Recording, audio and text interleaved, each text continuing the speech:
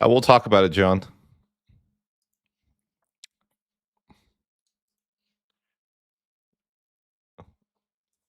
as well as some thoughts. I don't know if it's currently possible to have a successful campaign in the new world based off my experience.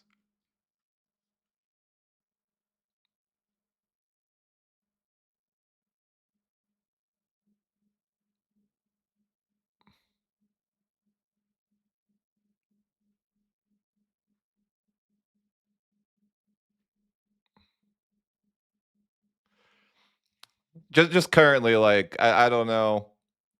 Like I'll explain some details, but it feels like you're just not. It's not possible to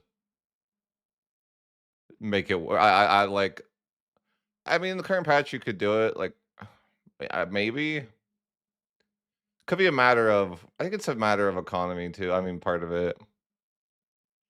And I don't know. Again, I'm not very like good at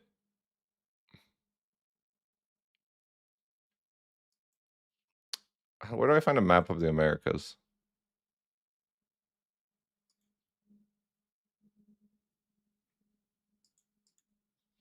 I think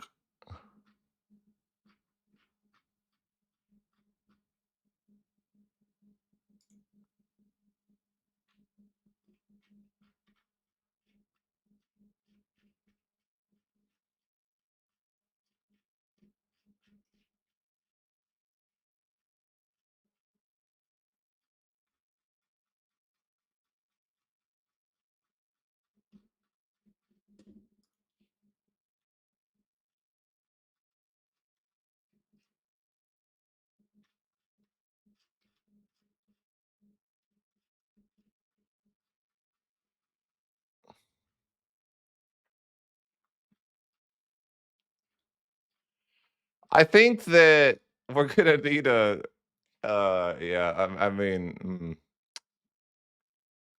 yeah, we're in trouble.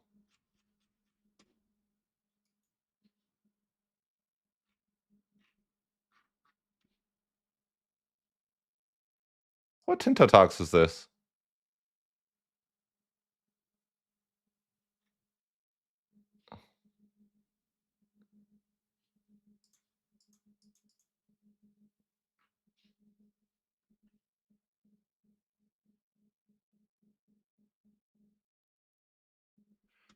So know what Tinto Talk has the maps? So a lot of the Americas have like what's called, I guess, what is it? Like they don't have an arm. They don't own any land, but they I want to say it's like a building based or like an army based country, maybe. I haven't played Bulgaria,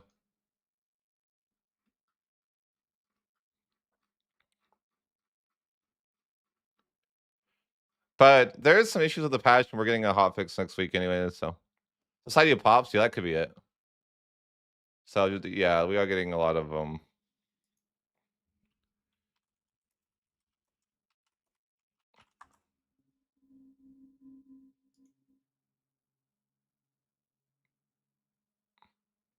Somebody find the Tinto Talks of the New World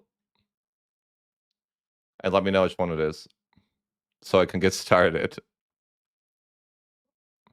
Yeah, Society of Pops are playable.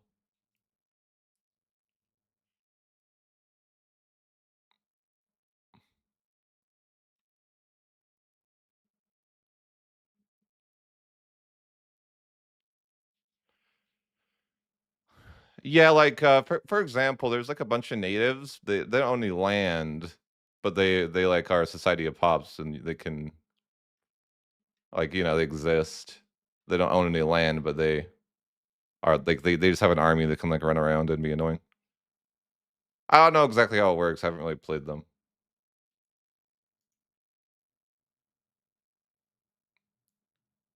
I have no idea.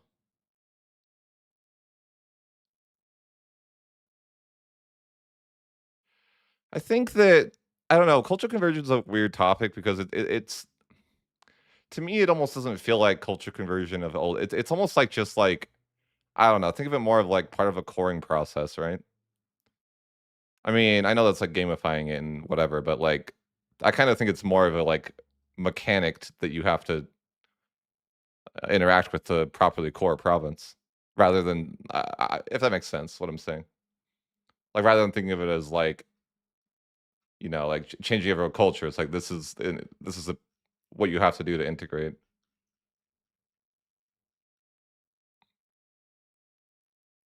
Yeah, it changes the culture, but you're only changing the culture to 51%, right? So it's not like you're doing one culture or something, right? You're like you get the value once. So like you're not gonna. There's no point of you to culture convert past 51%. But yeah, it's rather fast. I personally don't really like the culture or the integration style. I guess I left feedback too, and they're talking about. I think I actually got it nerfed. You hate to have Johan respond to your comments sometimes, but I'm just trying to find a map, guys, so I can draw on it, but I'm struggling.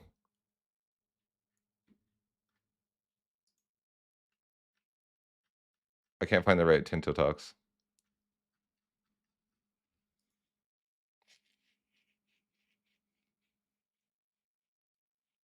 You kind of can, honestly. Zverto, like I played a game with Byzantium where I had 95% of people in my culture, and within a couple years I probably could have got closer to 100. But I was kind of cheesing, to be fair. I don't think like a normal campaign you should be able to do that, but I found a way to stack the culture conversion speed to like the just really, really, really high. And that's probably getting nerfed as a result of me doing that. So, take that as you will. Like, I think I got it nerfed. There was a religion that led you move towards max humanist, which is like max conversion speed. Tinto Talk 78. Yeah, we're currently looking for Tinto Talks that shows the mostly Mexico. So I can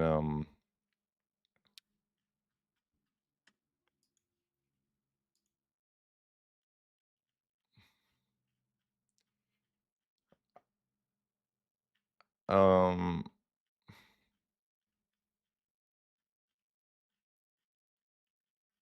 I'm not really seeing anything there.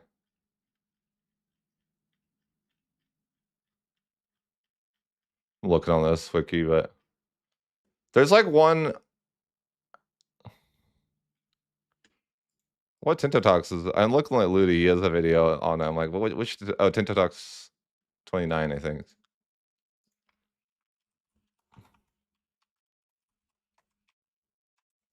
SOPs.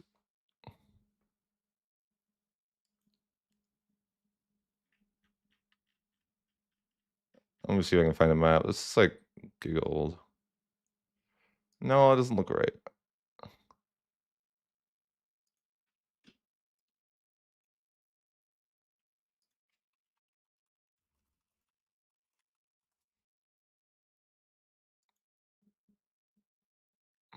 Oh, here we go. I think.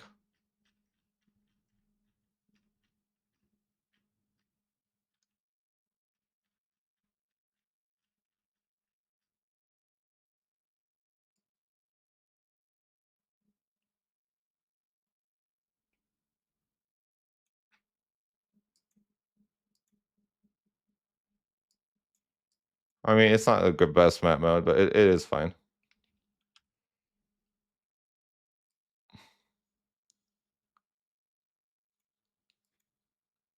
It'll have to work.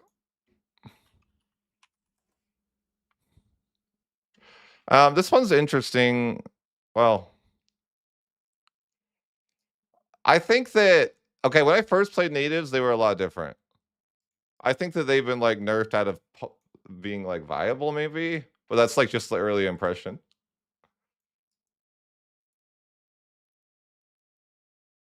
And the quality of this map's not great. I didn't ask. I could ask if it'd be possible to screenshot the map, but, like, I don't wanna, do anything they wouldn't like me to do.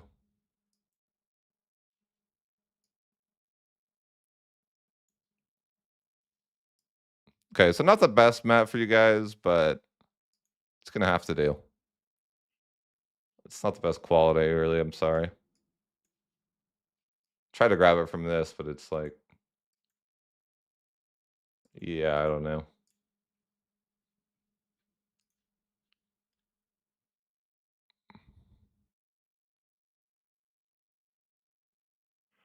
How close is it to the actual game? This one's pretty close. Like, I to be fair with all you guys before we begin, I wanna just state, like, their focus clearly isn't on, like, whether the new world's that flavorful, right? There's, like, basically no flavor. Like, this is, like, DLC territory, right? And that's totally, like, understandable from my perspective. Like, it's New World stuff. That's probably you know what I mean? New World stuff is probably just, like, on the last on their to-do list, so I just want to put that in different, context for you guys, or just point that out. Like, I don't expect that them to have, like, a bunch of New World content ready, right? So, I just wanted to say that, like, understandably, that I think that this type of content will be a lot better when there's, like, a DLC, but that being said, I wanted to try it out anyways, and I already had played Per Pekka before, so then that's, like, the Doom religion, I guess. So I wanted to try Maya, sorry, because I haven't tried them. So I played as these yellow guys up here in the corner, like Coco. I don't know, Coco. I don't know how to pronounce it at all, but point being is we played as these guys up here in the corner, and didn't have I always go into these campaigns with, like, I don't know. It's like I have a plan, like there's like a guide on it. No one's ever played it that I know of or something, right? So it's kind of just like you're winging it every time that you play, and that'll be like that in EU5 for a while. At least for especially with nations like this, so it's like a pretty small nation. But anyways, so we start off, and we'll just kind of note the institution scenario is basically like a normal nation starts off. Let me move my color. This is like really rough, but okay. So every nation starts off with like three institutions, and I'm just going to draw these in like categories. Generally, this will be like the mill. We'll just go admin, diplo, and mill. As far as like these are the tech trees, right? Something like that. So most nations start off with, I believe it's they have this and this researched, and then later on they can research this or something like that. It's you get two out of three are known by default for every nation, and I think maybe China or somewhere else has the third institution. It takes a little bit. China takes like you don't get it's like only a couple research that you're missing though. But anyways, so as a native, you start with nothing, right? So you have like a couple. You basically don't have much tech you can take, and then in the second age, you pick a focus. I don't know why they did this, by the way. This is a really weird one to me, but in the first, in the first choice, so like when 13, what is it? It's not 37. It's like I want to say within like I don't know 5 years of the game start, you get to pick a tech tree. And I think I remember asking about this in person why they did this. And it was because they didn't want to overwhelm the player straight off the rip. Like, you start the game off and you immediately have to pick a focus. And same with Parliament. They also made it so Parliament wasn't something you would immediately do because that would be a little bit overwhelming to the player. So they give you about like 5 years and then you pick a focus. And for a reason, when you pick a focus, you can research that focus as any nation without actually getting any institution. So they only do But to note, this only happens for the one time. Like later in the game, like the next time you pick a focus, this doesn't happen. I don't know why they did this. It's just part of the game, right? So we're gonna pick a Diplo focus because we know we're gonna be very subject based because that's I don't know. I feel like you just have to be subject based early on when you play EU5. And I'm like, okay, sure. I'm a, I think that's what I do anyways. Anyways, so we'll kind of just go through and we'll talk about I'll try to format this in a way where we talk about like opinions mostly after, but so do you mean like EU4 folks? No, there's like if you watch any of the creator videos, there's like basically like you like every age you have to pick a focus and it gives you access to different research that you can do.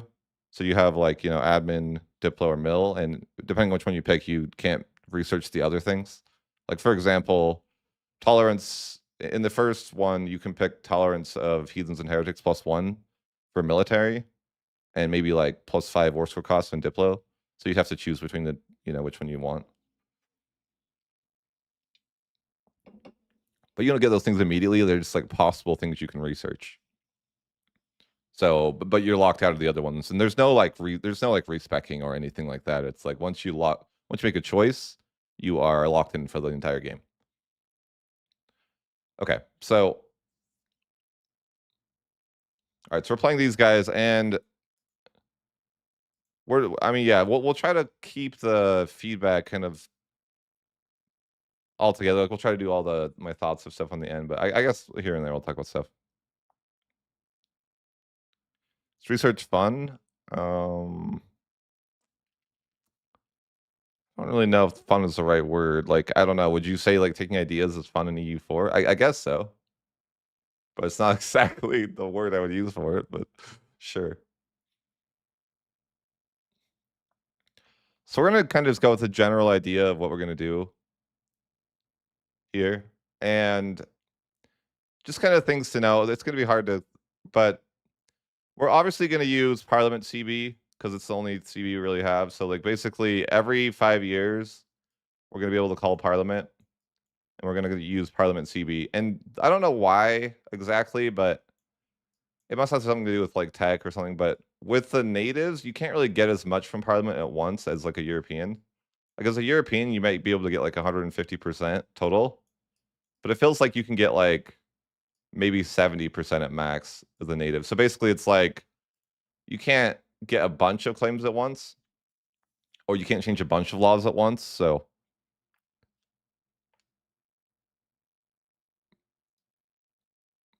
Um, throughout this campaign, Flapjack, I will come to the realization that I think bailiffs have been nerfed into the ground, and that you shouldn't build them anymore.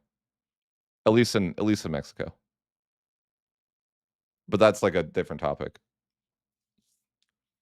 Like I play with bailiffs here, and I actually come to the realization that it's like negative value for me to build bailiffs. But that's getting ahead of myself. Sorry.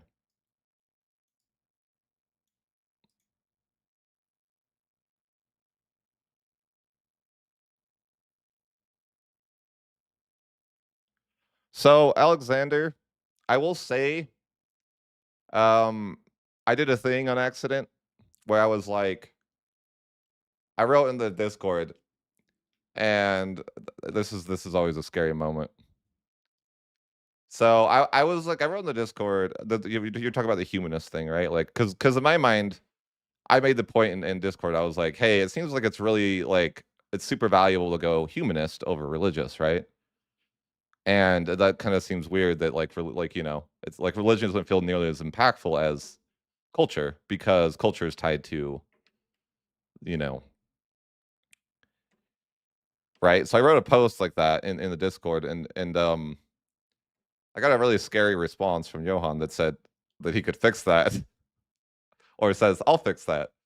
And then, and so what I think might be the case is that you might not be able to core a province unless it's now majority culture and religion, which will decentivize you from pushing one hard or the other, depending on your game, right? So I don't know if that's for sure happening, but that's just like what what I accidentally got. I wrote like a comment and then I got a response and I was like, oh, oops. I may have just no. I'm like 5 after action report. So I don't know, like you know, and I got there was permission granted today that bailiffs are now going to cost a 200 standing army or 200 like soldiers to employ it instead of 10 nobles, I think. I don't know the exact impact on that other than to say like, but yeah, I just use after action report because we can't actually show gameplay, so we're just talking about like our experience after we played it.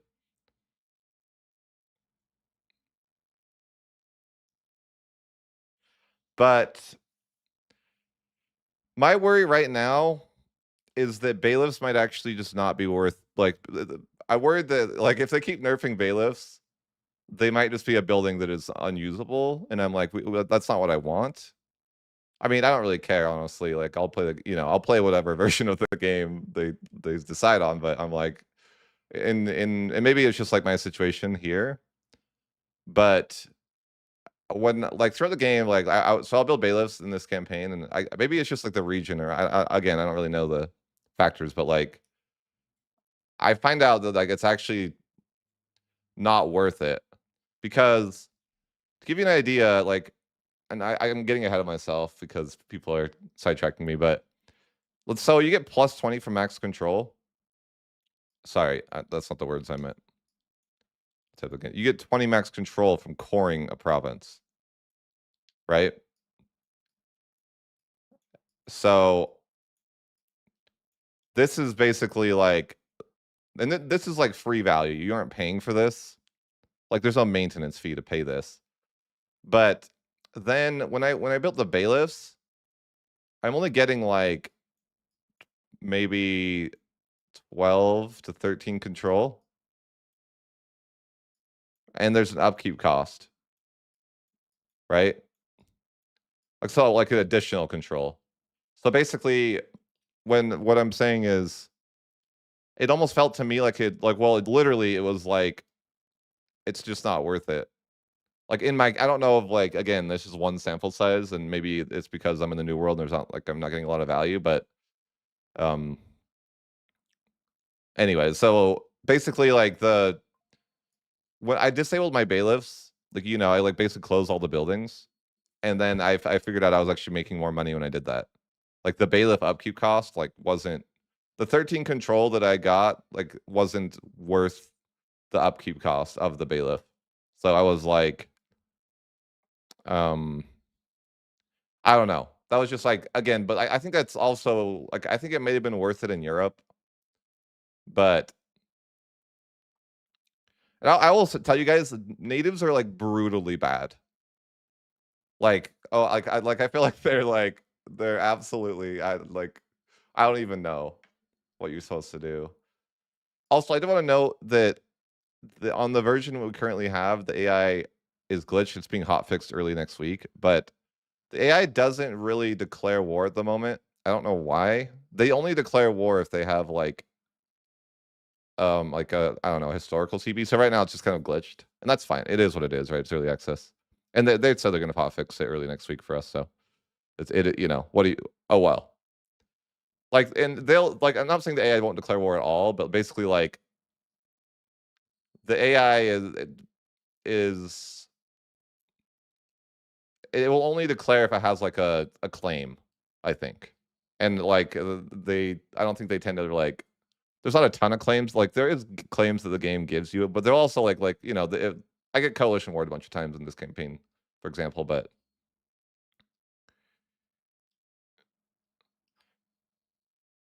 I just don't think that here okay, well here's our logic to you why. Like this is why I think bailiffs are now like useless. Perhaps. Okay? So, and this has to do with food too, but like so let's say okay, let me just say that like a city. So if a bailiff, just type it out here. This is why I think bailiffs might be like not so good anymore. So, if a bailiff used to be, and there's also other factors I don't really understand in the game, and it might have something to do with like market access and stuff. And I don't really understand exactly what part of the game I just play, right? Um, like what do I mean? Like sometimes I don't understand what's going on in the game. I just kind of like, you know, whatever, just keep playing. For example, I don't know exactly why, but when I look at a bailiff, it will say plus 15 local proximity. And I don't know why it's like this, but I think it might also be, again, like the problem with this sample size is that it's based off this campaign, and this campaign is, I guess, a little bit different than others. But my point being, though, is that a city gives a +5, and then when you build a city, you can build a temple, and that's like, I think that's like basically like the first thing you should do once your city completes is build a temple, because it gives you another 5, right? So my point being is, if this gives 10 and and there's no upkeep, well, there's an upkeep for a temple, but it's not much. But and if bailiff only gives like plus 13, then I would just say like you would never build bailiffs. You know what I mean? Like I don't really want them to do that. I don't want them to be putting. I don't want them to do the developer thing where they're like, this thing's OP, so we're going to nerf it out of existence. But it almost feels like maybe they've gone and done that. Again, I'm not early impressions, right? And also, it has a lot to do here with the case that we're we don't really have a lot of resources down here. So sometimes it's like we're even struggling to have the right stuff to make the bailiff work. I don't know if that's always the case, but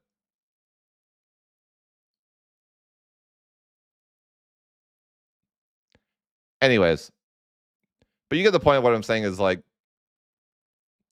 I don't really feel like 10, like if the control that I can get is only 15 with a bailiff and then like 10 for a city, it doesn't really feel like it's worth it to, build that, especially because cities are going to be better later in the game, right? Because cities, like eventually when we push our control, like you want a lot of cities when you can push your control further, because you can't build a bailiff in a city, right? So it's kind of like you kind of come to a point where it's like I think that maybe cities are just more valuable because, right, anyways. I mean, it becomes a weird point where it's like, you like, do you get to the point where you want everything in cities? Maybe. You know what I mean? Like, and that would be not healthy, but anyways, very, very early impressions with like not a lot of, I think when I was playing Prussia, it was more worth it. So maybe it has something to do with like, resources, and I think it's also like population and then too and stuff like that, right? It could just be that like, again, it's hard for me to say. It's just hard for me to say. Like, it might be because of the Great Pestilence too that happens, but I'm getting ahead of myself. But I'm wondering. I have come to wonder if bailiffs are currently worth building, because I want to, like, that's kind of where I'm at. I'm like, are these actually worth investing your money into? Like, I don't really know. I want to say they feel so bad that it's like a maybe not. That though, and that's like, I don't know if that's necessarily like a good thing, but yeah. So bailiffs might not be something that you want to use at the moment in the build that I'm playing, at least, because their value seems so low, and you have to pay an upkeep now. So on top of that's kind of a worry. Like I think that they went with a double nerf, and that was that's always like a risky thing, right? They're like, we're gonna for one make it have an upkeep cost, and then two, we're also gonna make it, it was a double nerf, and I think that maybe was it might be over nerfed. I don't know. And then they're talking about nerfing it even more, and I'm just like, just delete it at this point. Holy hell, you know. Like if you if you want it to be so bad that it's not worth building, just delete it. I don't know. Like I get like, because I mean, if I'd honestly be fine if they just did that too, because I'm like, bailiffs kind of feel weird for the way that they want you to kind of build your nation.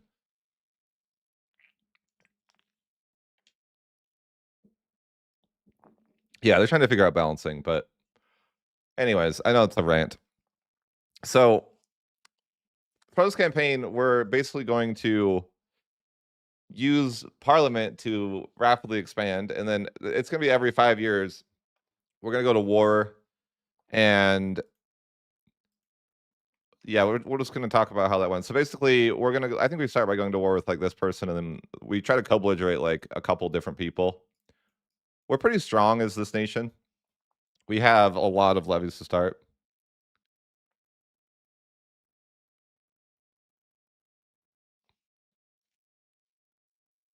Yeah, I can't play in stream for a while, of course.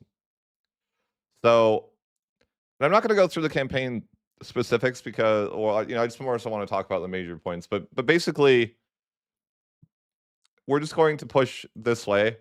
Our capital's like right here to note. So whenever I'm playing EU5, and I think you guys will come when you guys play the game, you'll kind of come to understand that like your most valuable conquest is always pushing out like the closest provinces to your capital are always the most valuable things to conquer because you can get you have essentially you have the proximity to do that. If that makes sense. Like, you're actually able to get, a lot of control in the provinces close to your capital. So you're always gonna generally when you play, you're gonna be like, oh, I want to, I want to focus on these provinces.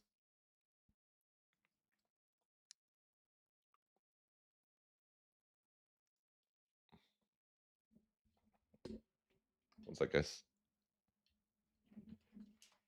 I gotta find a cord, plug in my headset that is dying.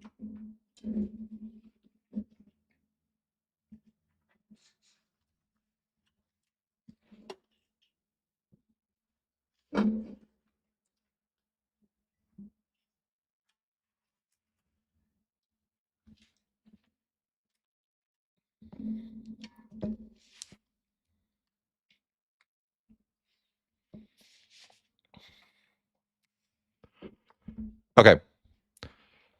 So not going into the specifics too much. We can talk about a couple different things that are relevant. No, proximity is generally like to proximity is basically like the let me explain it in the way that I understand it. And by the way, guys, just know that what I'm saying could be wrong, if that makes sense. Just because I perceive something to be a certain way, it's like I'm also learning the game, and I just wanted to point that out. Like, don't take like everything I say as like I only kind of know what I'm doing, right? But I think my general rule is you base it on roads, and I don't really know how this works, but you have 4 levels of roads, right? And this is your main. I guess you could say this is your main like limiter is tech. So I think that. Hey kitty, don't do that. Sorry. Um. So I think that basically, okay, you have these are like imagine these are levels of roads, right? Stop it! It's not a toy. Kittens are trouble. Okay.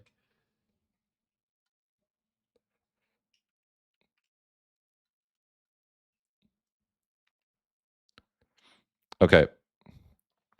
So again, these are just like level of roads, right? So I think that like I'm not gonna like estimate, but like basically the value is like I'm just gonna guess. I don't actually know but I'm saying like it's worth. This is basically your idea of like how many roads are valuable. Okay, so you have a point where it's like you have what I would say as like roads versus bailiffs because they don't like work in tandem. Okay, if that makes sense.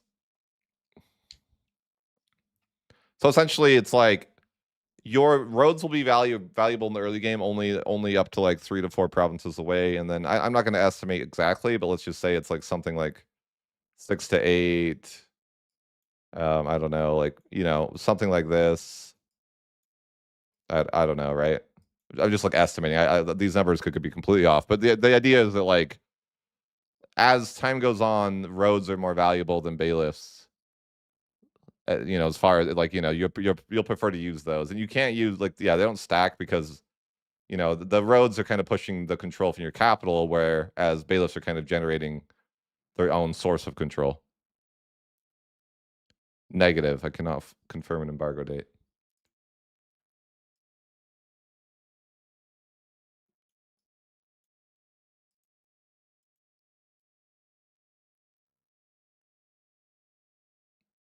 Um, I don't really know the answer to that question.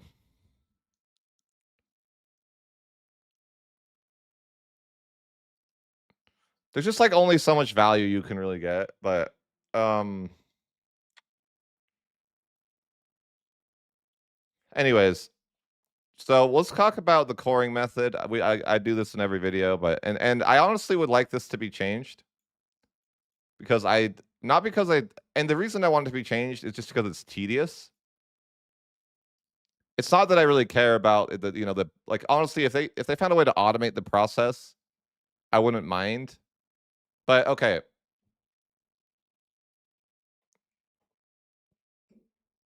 kittens are causing issues, guys. Hey guy, just chill. Chill. Likes to jump up on my desk.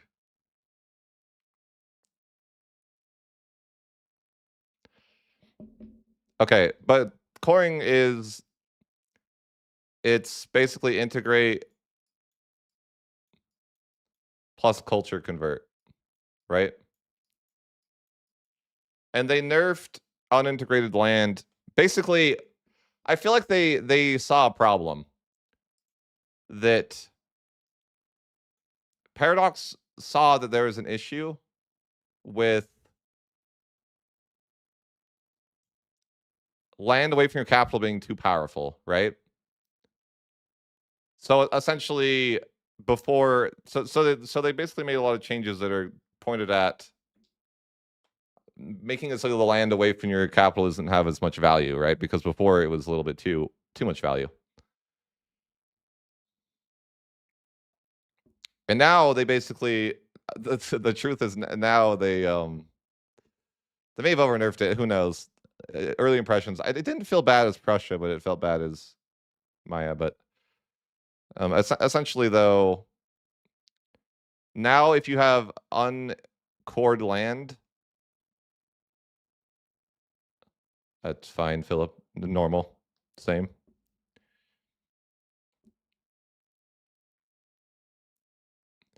So okay, now if you have uncored land, you take a -10 max control, and on top of the bailiff's nerfs, it basically means that you'll won't get any value at like even with bailiffs, you're basically gonna get maybe like it's almost like it's not possible. I mean, you might get like what, like 3 to 4 control if you build a bailiff, right? Like it's basically like I guess the point being is before you could have let's say before you could have like 20 control in a province that you didn't integrate with a bailiff, and now you can have 3 to 4. So it's like massively worse, right?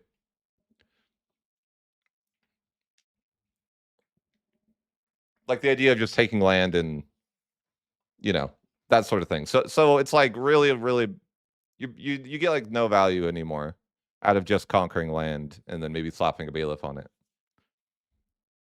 which is fine. I don't really care. I mean, to me, that doesn't really matter a ton that they did that, but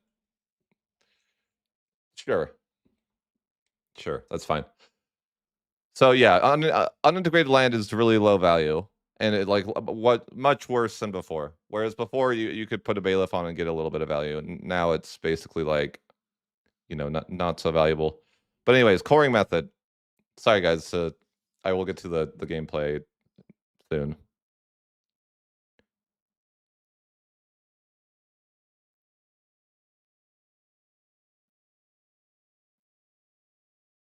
Um, what you're saying, your question is about key bindings. Like, I guess it really just depends on your play style, right? Like, I feel like for me, it's like 90% of the time I'm in political anyways, so I don't really care. right? Like I literally like I can keybind those and I click them because I don't care. I don't really use them a lot. Or if I am, I'm paused anyways, right? It's not like I need that to be fast. But that's just I'm sure that that will probably matter to like it sounds like that matters to you a bit more than it would to me, right? Like I like click all my map modes in EU4 as well. But I don't really use anything but political 90 like political's my map mode 90+% of the time anyways. So I guess I don't have any strong feelings about that. But yeah, eventually I'll probably maybe keybind some things, but I think that for me there's just like certain like I think depending on your playstyle, you'll have like 7 map modes that you use. Um anyways, so coring. And we'll talk about this in a way that I don't like. And I've actually suggested that they nerf this. And here's what I don't like about coring. Essentially the game is pushing you to use subjects, which they want to do. I get that. Like they want you to use subjects early game because I guess that's maybe how it was historically. There, people using a lot of client state type of things. That's fine. But my issue with coring is that it's objectively about twice as effective to use subjects than it would to core yourself. And the reason being, and I noticed this the other day, is okay. Let's say that I'm playing, this nation and I conquer this land here, and I try to integrate it with the cabinet action. Okay, it's going to take me about 20 years to do so. And if I made it into a client state, it's going to take the client 10 years to do so. The reason being is because it's their own culture, so they get a plus 100% bonus. Which I'm like, it's kind of silly, right? But like, sure. So it's their culture, so they get like a huge bonus. So I guess the point being is that not only do you save a cabinet action, but it's 10 years faster to use to go that route. So it's almost just kind of like the game is forcing you into this coring style because it's so much more efficient. Right? Like it's just 10 like literally it's like plus 10 years and then minus the cabinet action.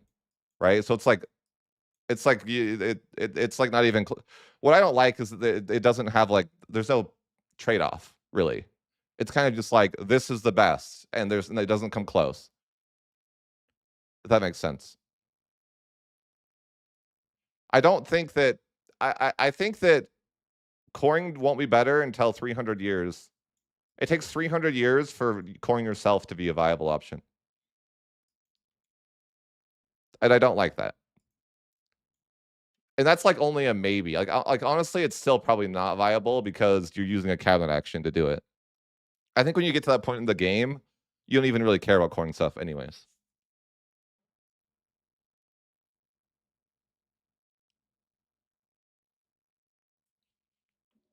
And the reason that it becomes more viable, I guess, than 300 years is only because you have access to integrate area, which is a larger it just integrates a much larger. It would be like instead of integrating like this, you're integrating like this or something, right? All at once.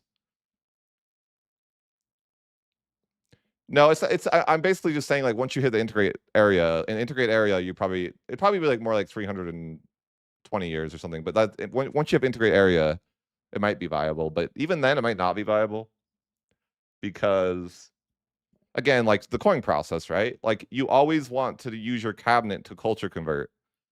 So, like honestly, I'd almost feel like you never actually like. I think that the way the integrate province or area is that it's unusable, and that it's never efficient.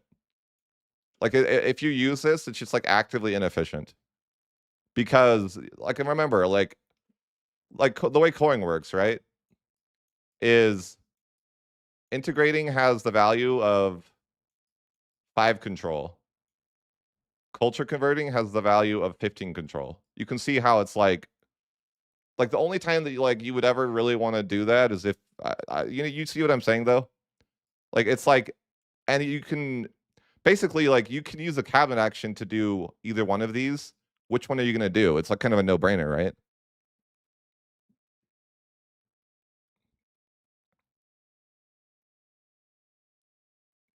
I think it's like you integrate so slow. I don't. Yeah, you basically have to do it that way. So you can see the issue here, right? What I'm saying is like, why would you ever want to do the 5 when you can do the 15, right? And so what I'm saying is that if your nation isn't like fully culturally accepted, then it's always worth for you to be continuously doing that, right? Because like in my game now, like I would think I was in like 1560 and I'm still culture converting. And I imagine I would be doing that for a while longer because just, I mean, but that has more of a nature of being the natives being so brutal. But I guess that maybe in the later parts of the game, if you had so many cabinet actions,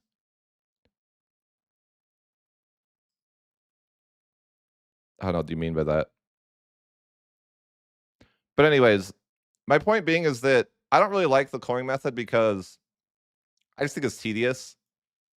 They did change subjects now. So I become a kingdom pretty quickly in this campaign, and I find out a kingdom can now roughly have 15 subjects, and that'll be the capacity that they can have. And those are vassals. That I don't know if it might be different from fiefdoms, but unified culture isn't really something that's real. I've never been able to do that. But so, anyways, generally, like I feel like the most like value wise, like I don't know, you'll find yourself, and this is why humanist is so important, right? That I always mention like humanist being so valuable because of just how powerful it is, right? You literally get like is it plus 100 or plus 50? I can't remember, but it's just like a massive value towards CC, like converting, right? The AI currently is struggling with the AI is not declaring war right now because it's just like in the game we're playing because it's a glitch that they're hot fixing next week. And when I say that, they only go after the claims they have, and so the AI just needs. They're hot fixing it next week though, so it's not even really that worth talking about. But in this patch, they don't. They just like this. I almost think like this patch like is like the. I think in this patch we're testing extremes, right? Because we were having problems with the AI being poor before, and now the AI is like overly rich. And I don't even maybe they don't go to war because they don't feel like it's worth it. I don't know. Of course, Paradox still working on that. That'll be like the final touches. Balance is like the last thing like you want to get all your game features in, and then you're gonna just work on balance for the last like month or two, right?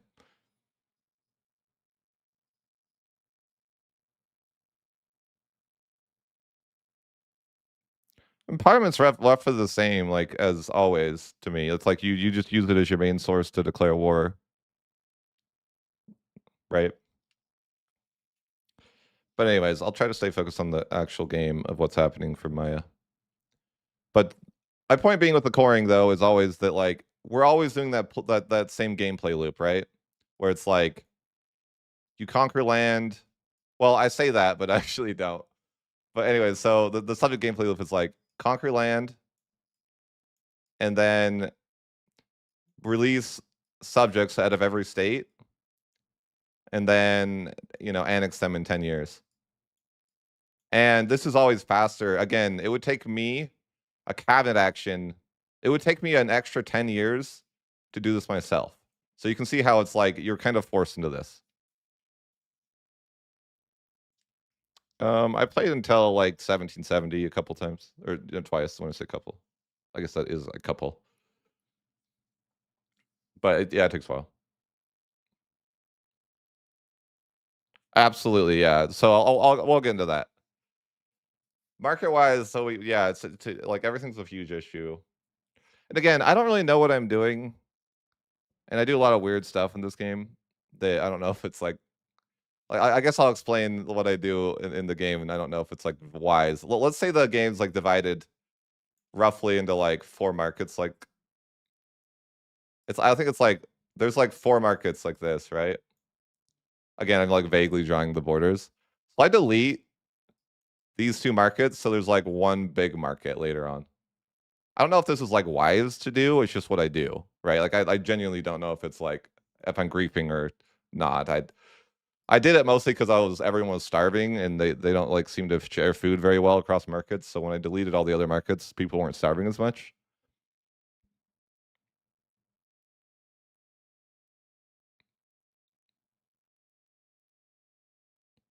I mean, I'm gonna be honest with you, James. I just automate trade because it's too tedious to do. Like, it's just my play style, right? I'm a 5-speed player, and you would have to micro your trades every month, and I'm not willing to do that.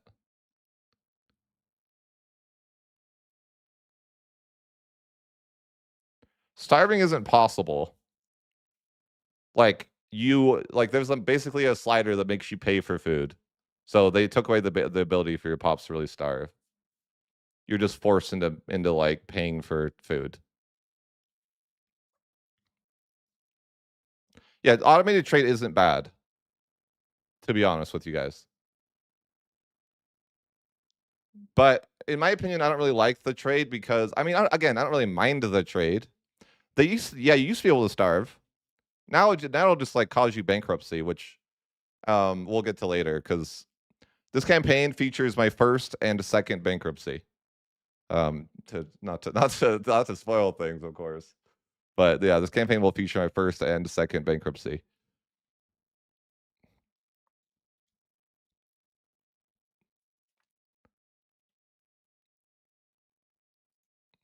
And I actually left feedback like to Johan himself, and I told him that they need to make bankruptcy more punishing. Because we'll get to that later, though, and I'm getting ahead of myself. Okay, let's try to get back to the story part of this story, right? Okay, so we're using Parliament CB to push down, right? Just expand.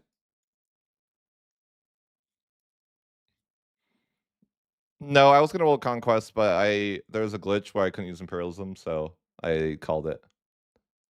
But I've conquered like all of Europe by like 1700s. Okay, so I see a shiny formable in Maya, and I'm like, okay, I want to do that. So I need like 34 provinces, I think. Because it's yellow, it's such an awful color. But so basically, just imagine every parliament I'm like declaring wars, right?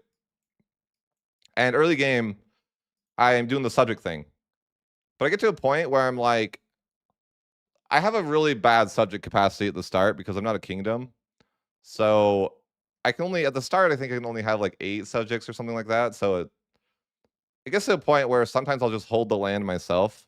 So like just imagine I have like I already have 8 subjects, but then if I want to take more land, now I'm just sitting on the land unintegrated. And I'm like, sure, that like whatever, right? But anyways, so you can do the coin process where we like slowly integrate the land. Let's just imagine in maybe 1360 we have this area here. And we're always using Parliament CB, so every 5 years we're going to a new war. And with the way that their estates work for Parliament, it's like I can only do one thing. So it's like I can only always do. It's like every 5 years is just like imagine every 5 years is another war. And I don't really get much antagonism because again the CB is just really powerful. It's only they did nerf it, of course I said, but so now it's plus 10% to cost. But anyways, we're always using that. We're always co-belligerating, and we get to a point where I don't really know why I do this, to be honest. I think it's probably net negative that I do this, but I get to a point where I'm kind of like, I don't really know why. I think I'm at my subject limit, but I'm like, I want to keep going to war, right? Like I don't really care that I'm at my subject limit, so I'm just like, I keep just expanding, right? And but I can't. So I start expanding, and I'm just like, I need to unify this region before the Europeans get here. So um, let's see if I have my notes here. We'll talk about my my notes. I like how I wrote my notes. I'm losing money, but future me has money. I have no control, but future me has control. So that's kind of what I wrote in my notes. So we just like massively conquer like everything, right? And we're just like pushing, like just imagine like I don't know, like 1380-ish, right? We're just like pushing rapidly, but we can't like we can't core this land or even give it to subjects because we have too many subjects. There's definitely enough to do outside of war.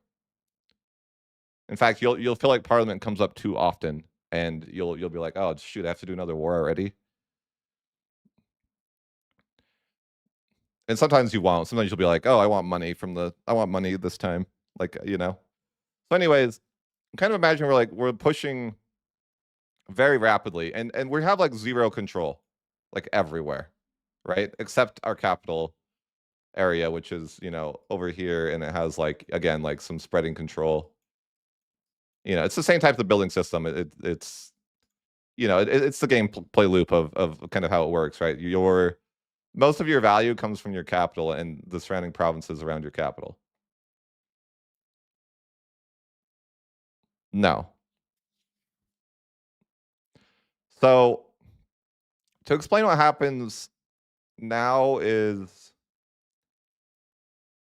well, as we start pushing here, we run into this issue where, and this happens in my Age to Regame as well, where it's like that you start to get into some of this richer area at, like, basically, like, there's, like, a lot of, like, value in this. I don't know, like there's a lot of gold over here, kind of, right? And what this translates to is a lot of cities. And by the way, I fight multiple coalitions, and right. I and actually reached out to Johan, and coalitions aren't working as intended, right? And they're gonna be changed. So to my understanding, you won't be able to separate peace in a coalition. You can now, but they're gonna take that away. And so, we can't have fun anymore. No, I'm kidding. Like, I think I think unironically, like, I don't know, it's of two minds. Yes, I think you should be able to separate peace, but for the game itself, I think it's not healthy, if that makes sense. Like, in real life, like, for example, like, Napoleon got coalition and separate peace out a bunch of people a lot of the times, but I understand for gameplay purposes why they might not wanna do that. So, again, it's kind of like it's kind of like a gameplay mechanic that doesn't really fit in with how it would be, I guess, historically, but I'm totally okay with that. Again, you guys probably that watch me know I'm more of, I guess you could say, a gamey type of player. It's to me, it's a video game, right? Like, I know some people play it for more of the role play type of thing, but for me, like, EU5 is a video game. Talking about how many buildings there are, like, way too many buildings. You'll just be overwhelmed with the sheer amount of buildings. That's all I can tell you. You'll be like, "Holy shit, there's so many buildings."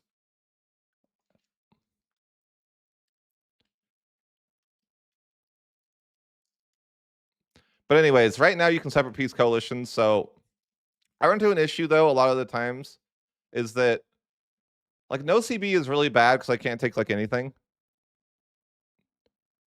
Oh, people get mad at me for that, Flapjack. Like, people don't like that I play it like a video game. Like, some people. They get upset that I'm like, like, quote unquote min max player. And I'm like, I'm sorry. It's to me, it's just a video game. Like, I play other video games too. Like, I don't know what to say.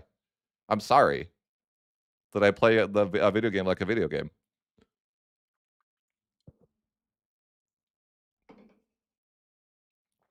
I just think it's weird that I get that feedback. I'm like,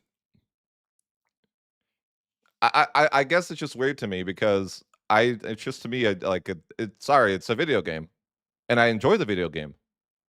So I mean, I don't know. I don't know what to say. I get that, like, that's the style not everyone's gonna wanna watch, but it's like I'm not forcing people to watch. I don't know.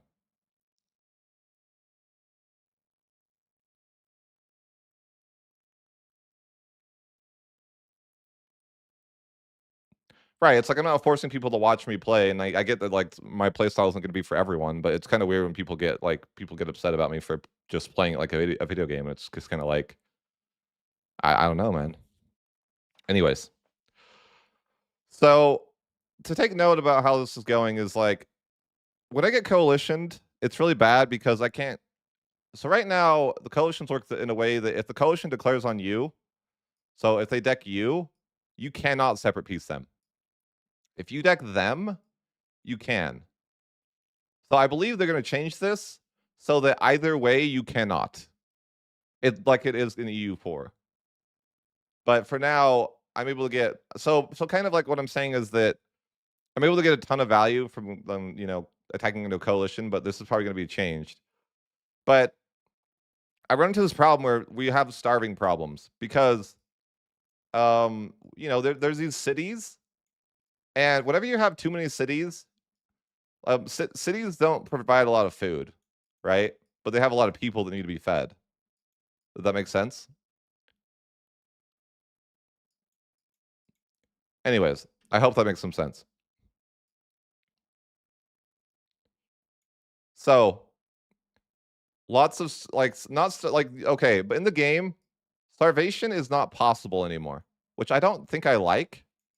By the way, as a mechanic, what happens is that you're forced into buying food, right? So you are basically forced to pay for food, and this can get to the point where it's like really bad. Like, let's say that your total income is like 40 and you're paying 60 a month in food. You can see how, and that's just the food, right? So you can see how like this becomes really problematic. I don't know, Nathan, but I've actually thought of testing that. The problem with that idea is that you have so many subjects, Nathan, that you can't really control what they do, right?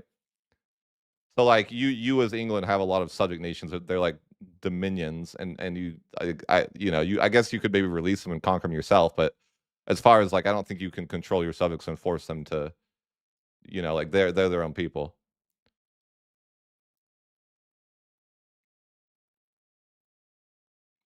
But it's also like it's actually like funny enough, but though when you say that, I would rather that the people starved than I'd go bankrupt, which is what happens. Okay, and that's why I was saying this is my first and second bankruptcy. Funny enough, it's like I would prefer I could just let the people starve because it's actually a worse issue for me. You can't annex the dominions for like 50 or years or something. The game doesn't let you. I when I played Britain, like it's a long time. It's like 50 or 100 years. There's like some long ass time. Like you won't be able to do it. Yeah, when I first played the game, that's how it was. Like your people would just starve, and that's just what it was, right? But I think that it probably wasn't punishing enough for that. Yes, people die. No. If the only reason that you would die from occupation is if like if they're overstacking their armies, and then they're like they don't have enough, like basically they're sucking up all the food, and then yeah, your people will die.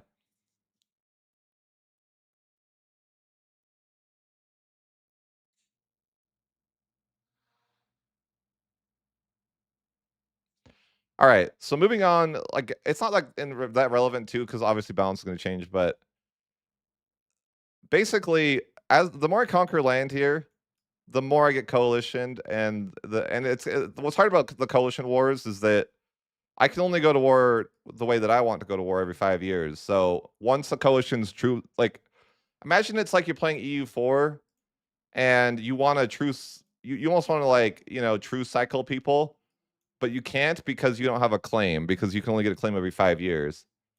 So it's kind of awkward, right? And then, like sometimes I'll even know CB just to do a war, but it's like not very valuable to know CB because again I'm paying 100% more for land and instead of plus 10%, so it's like it's 90% more expensive for me to do this. But anyways, I guess super overpowered to be able to separate peace people, and they're going to nerf this. So I guess what I'm saying is like you won't really be able to do what I'm doing here as effectively, but we a lot of times will use coalitions to just take a massive amount of land. But I'll kind of skip ahead because it's not that important to talk about the different conquests here. But eventually, we take everything in the entire region by like around um I don't know, maybe it's like 1440. So imagine like the EU4 start date, right? So by the time it's around 1440, we've conquered everything, but we have zero control everywhere, right? So it's not like we are getting immense amount of value out of this. It's more of like future me will get some value out of this. Okay. So, because like literally, like I'm not getting any value out of this, but I'm like, okay, That's okay because future me is going to get the value. And I've consolidated the region so that when the Europeans show up, they're not just going to be able to pick off a bunch of easy targets, right? Like I know that right now I'm not getting a lot of value, but I'll have some time to core stuff, right? Like I'm the Europeans aren't going to be here for like 50 years, so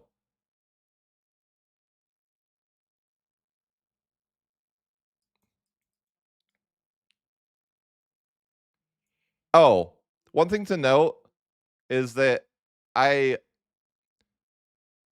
I start losing like once I start conquering like a ton of land, I start like losing like devastating amounts of money for food, right? Like I can't feed this nation that I can't feed everybody, but I'm forced to feed everybody.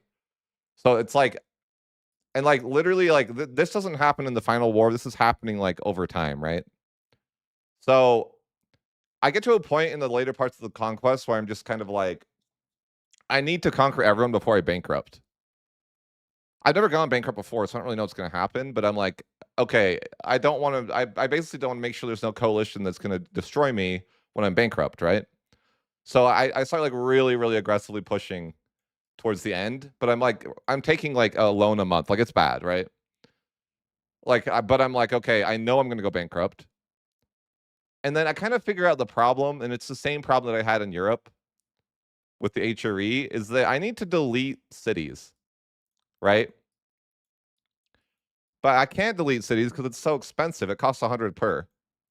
So it's I kind of in this weird scenario where it's like I can't afford to delete the cities that are causing starvation, right? So, anyways, I end up going bankrupt, but I'm still in the same issue. Like I'm bankrupt, but I'm still losing money as a bankrupt nation, right? So I go bankrupt and then I take max loans in bankruptcy so I can delete all the cities. So I double bankruptcy, right? Like so now I'm double bankruptcied, but I've solved the problem, right? So I take a second bankruptcy so I can and this is like at the same time, like I like literally within a year, right? So I go bankrupt and then I take like a bunch more loans, delete all the cities, and then go bankrupt again because I'm like, okay, so we solved the food issue, which is good. But we have gone bankrupt twice. Cities are a problem because they like take more they take a lot of food. They don't really so they don't they have like negative food modifiers. Cities do. Is I guess like the main reason. So they basically don't make a lot of food and they take a lot of food. And they have like really like there's a lot of to give you an idea here, and you guys will this is crazy, but I think I have about 13 million people, right, in my nation, around 1440. And again, so I'm now bankrupt. I did want to note that this is interesting. When I was close to bankruptcy, I have zero crown land because you borrow from the estates and that takes away your crown power. So bankruptcy is actively like actually good for me. I think this might be a little like interesting. I don't know that I think it's like great because it essentially it's like I get crown land back from going bankrupt almost, right?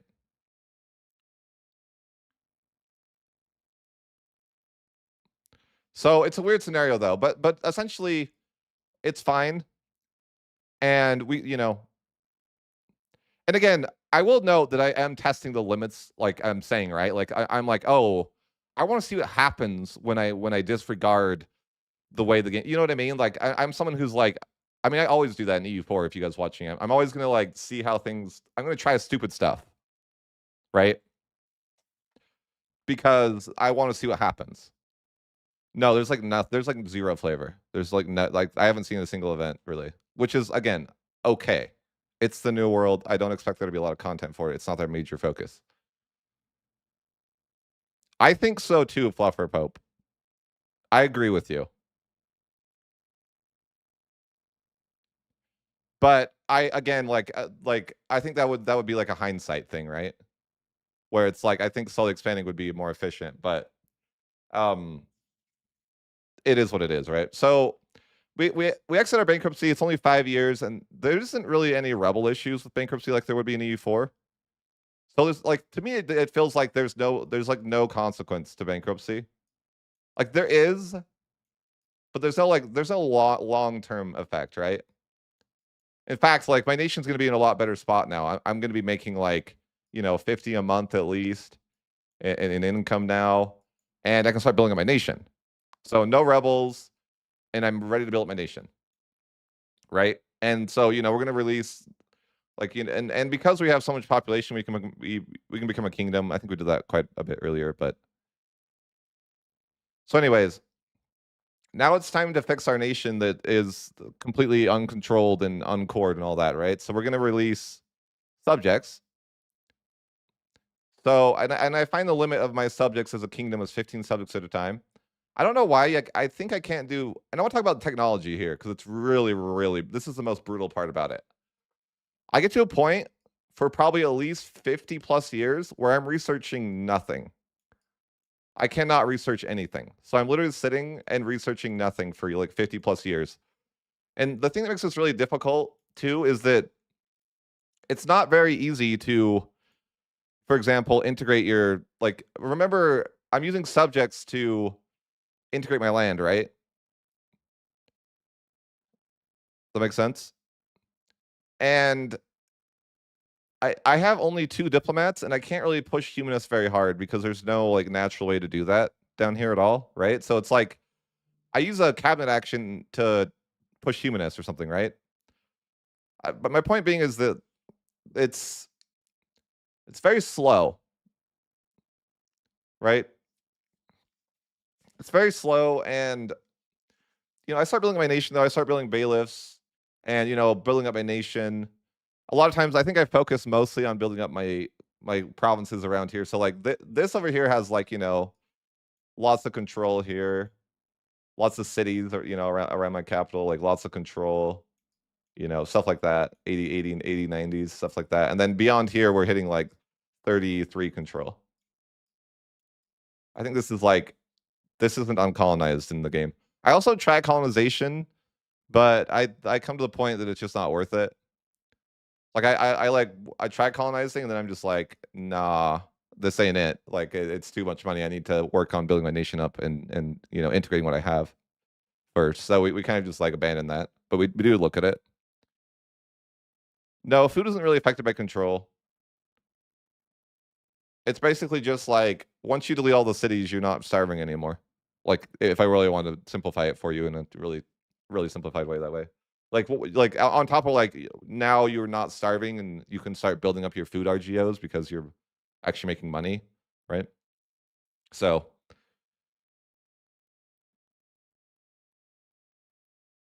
oh, like general events? Yeah, there's always general events all the time, yeah. Okay, so now again, I mentioned earlier that we were able to get one technology. That's it. But yeah, so we hit a point where we can't research anything. Okay. So and I'll take note that just imagine that I'm like I'm building up my nation for 50 years. Okay. So every time Parliament comes out, I just like raise taxes with it instead. Like I'm not going to war with anyone. Everyone's dead, right? I do want to know when I get coalition with a lot of like landless people. Like there's like tribal people up here that don't have land, but they like a ton of them joined the coalition wars against me. So there's people up here, they just don't own the land. It's kind of the point of me saying that, right? Just a side note.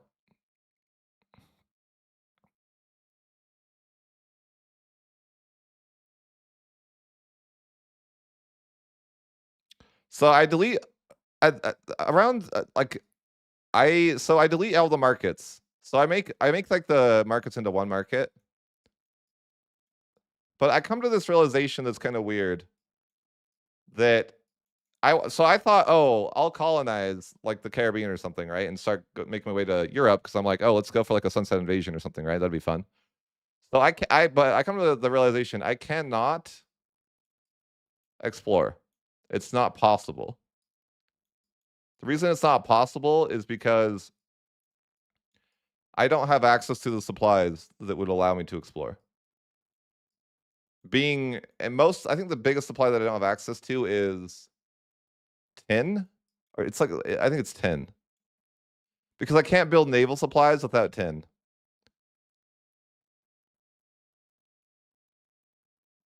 Well, yeah, sort of real fast, but I think that like, yeah, they're causing the market to starve because there's no food. Sort of, yeah, and there's a lot of people, right?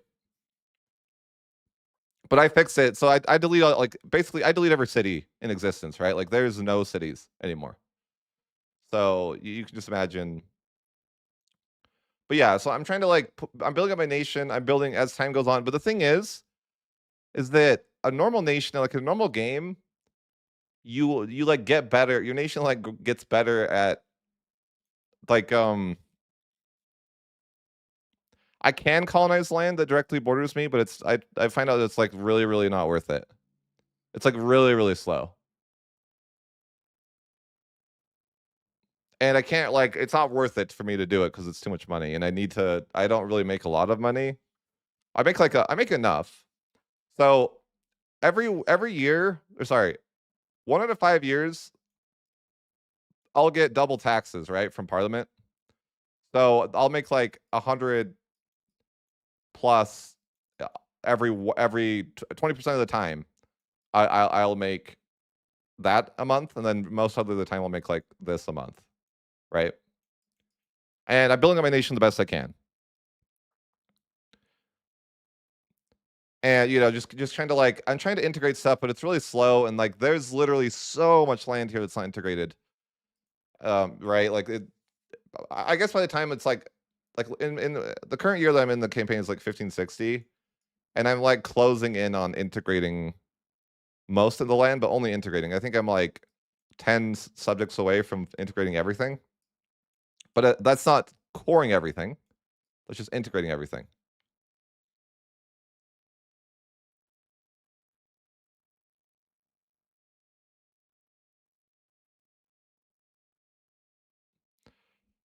So that's cool, right? That's all good. But now I want to talk about. So we're going to move on to the next major event because building up my nations is, like it's not like a lot to talk about, or that's not really like my like you guys could imagine I'm building up my nation for 50 years. I'm mostly trying to like get some value, start making more money, that sort of thing. So it's a time of it's like I don't think a lot of you are going to be interested in like what buildings I built and stuff like that, right? So it's probably not worth like going much over that type of detail. But just to say that like we're focusing on kind of stabilizing our nation for 50 years ish. And then we'll get to the point where we're like, we're comfortably making like, yeah, as I said, like 45 a year. But I think I could actually make more. And later on, I think I realized that like why I'm not making money is because I'm building. I think the bailiffs are actively hurting me. If that makes sense. Like I again, I don't I like. Anyways, so how to explain? I don't really know what I'm doing. This region's really weird compared to other like this region. Funny enough, will probably teach you the most about the game than playing anywhere else. The reason being is because you're the only person that like I put everything into one market. There's if the resource isn't there, I have to figure out how to get the resource there, right? Like, oh, you're lacking paper for something. It's like, well, in Europe, you can probably just like trade for that. Here, there is no, that's it. It's you. There's no one else there. And in that sense, there is no trade value because who am I, like, it's just me, right? Does that make sense? So it's kind of like if and it's hard. Like, again, I can't explore. Also, you need liquor to explore, and there's no sugar here, so it's not possible for me to explore at all. And I think that's by intent. That the devs the media so like you can't really like you can't you cannot explore. And I don't even know if you can ever explore. I don't know, right? But you need naval supplies as well. And I don't have I don't have liquor or naval supplies, and I can't get. They're the resources that you need to get them are not. They don't exist in anywhere nearby. So I'm kind of at a point where I'm like, what am I gonna do? And I'll tell you what happens though, and that I don't know why they do this. I think it's a little weird, but basically, once the Europeans start colonizing in the Caribbean, you get the Great Pestilence, which is basically like I think like smallpox and measles. It's a, it, and I will tell you, you guys have like if you guys have watched me and I'm like, oh, the Black Death's not a big deal, right? You can kind of just ignore it, and it's not like too punishing to you. So, what do you guys think that I'll think about the Great Pestilence? Like similar? What do you guys think?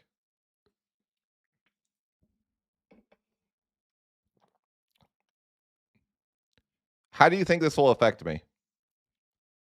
Just take a guess.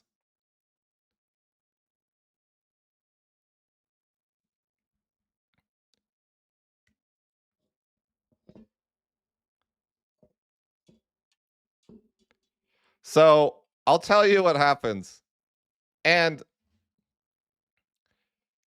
and to give you an idea, this is my population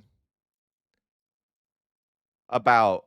I have a couple subjects, so I'm sitting, and I have like 10 subjects, so they of course have some population too, but I want you guys to guess within a year what do you think in 1 year? What take a guess at how much people I lose to this. Here, I'll make it fun for you guys. The person that picks the closest can pick the next run. Only one guess though.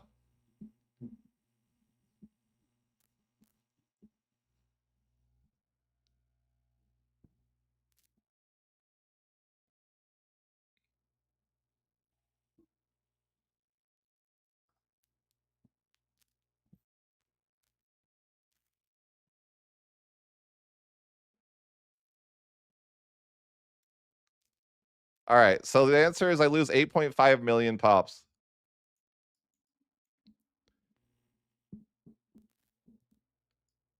So this is like negative, right? So it's like okay, it's like holy shit, this is bad. This isn't like, oh, it's not a big deal, right? This is like, oh, I was making this much money. Now this is how much money I was making before ish, right? Now I am losing money. Like actively, like you can see like this is bad, right? Like this is you go from here to here. It's bad. And it's so bad that I start closing down buildings because I cannot afford to have the buildings running if there's not people working them. To give you an idea of like how devastating this is. And I can't even I can't even pay for my diplomats to be working on annexation and stuff anymore. Like I have to like shut down my nation like completely because it's really bad. Right? So cuz no one's working anymore. I mean, the only good news is that like my stability costs less because it's based on the amount of like I think my stab cost goes down like by half.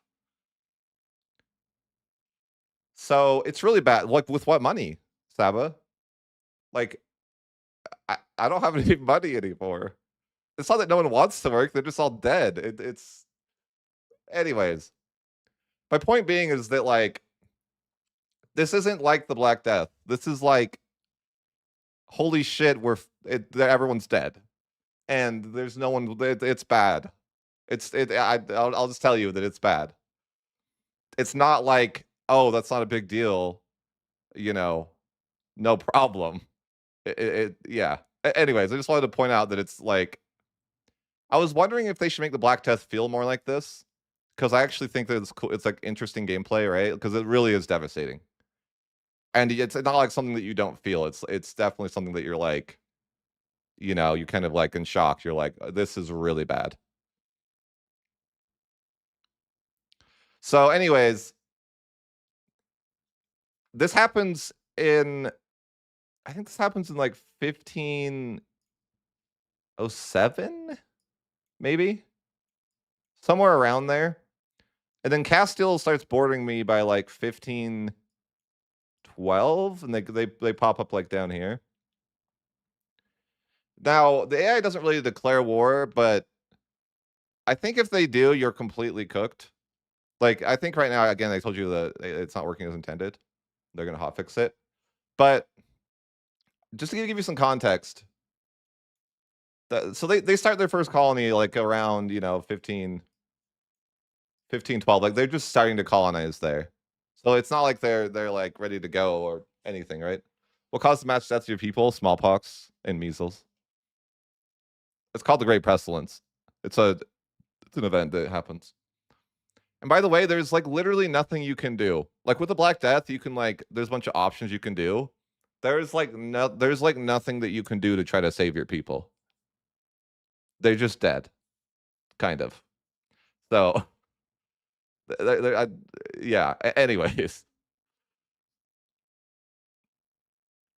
will I do Portugal or Sweden? Um, you didn't. I like. Were you the closest? Because I think it was a tie. It was. It would be a tie between a couple different people.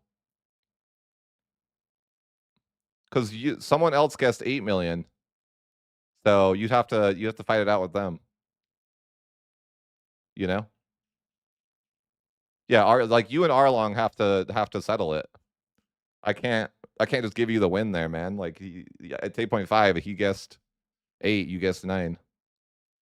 So I don't know how you want to fight that out.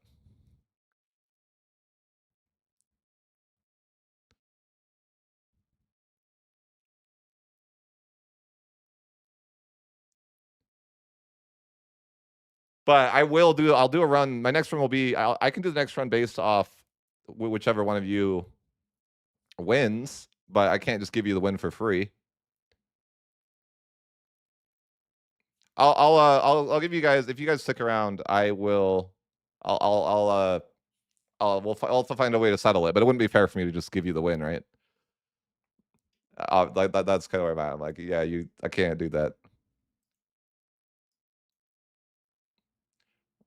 We'll do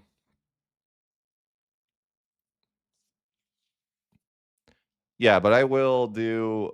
I'm happy to play one of the ones that you want. Another Byzantium run. They changed Byzantium a little bit. Anyways, so to explain what happens next, basically I end up just like closing my bailiffs because I can't like, and I close like a bunch of buildings because I can't afford the upkeep anymore, and I have to turn off like every slider. So like I can't pay. I like I'm trying to pay for nothing. Like I can't pay for my diplomacy anymore. So all my subjects are just loyal, which is like kind of hurting me even more. But it's like I can't pay for diplomacy. I can't pay for stability. I can't pay for legitimacy. So my legitimacy is actively tanking because I can't afford it. But I'm doing all this so I can avoid going into crippling debt because it's like my nation, all the buildings that like I used to have a bunch of industry that had people, and now I have a bunch of industry that has no people. And these buildings, like I don't know, there's no robots yet, so it's like really bad, right? And it's mostly because I don't have the robot tech, but Also, let me give you an idea of how cooked we are. I have one institution, okay? The AI has 9 institutions, right?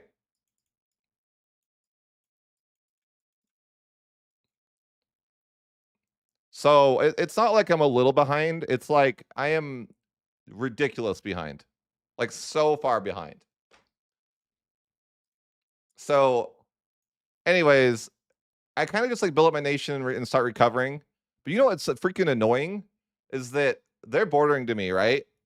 And it's like the freaking measles keep coming back and smallpox. Like it's not like it's over. Like I lost 8.5 million there, but I will like trickle away another 500,000 later on too. So it's like it's not. It's like I'm not done with that, right? The, no, you can't. So basically, eventually, I start getting the institutions, right? But it's like you're so cooked because like there's no catch up system. All right. So like I haven't been researching for like years, and I also start behind, right? But there's no catch up system at all. So it's like I'm like giga behind in research, but there's no catch up system to help me like. I mean, I guess there is a little bit of a catch up. Well, kind of not, right? It's cheaper to get institutions that you're behind on when you research, but like, so what are you gonna do now, right? Like, okay, you imagine like you're this, like, and by the way, all the institutions spread at the same time. So you get the institutions like I don't. Let's say that like in 40 years you could have all the institutions embraced, right? Which is fine, but you're also now like negative 200 idea like research is behind, right? But and there's not really a way to catch up to that. So what are you gonna do? Like it's kind of a weird scenario, right? Because you're like imagine throughout the game you stack modifiers with technology, okay? But you can't like it's like really hard to like fix this, right? We might be in sub only mode, yeah. Or which yeah, I don't really mean to be, but so we're so far behind, right?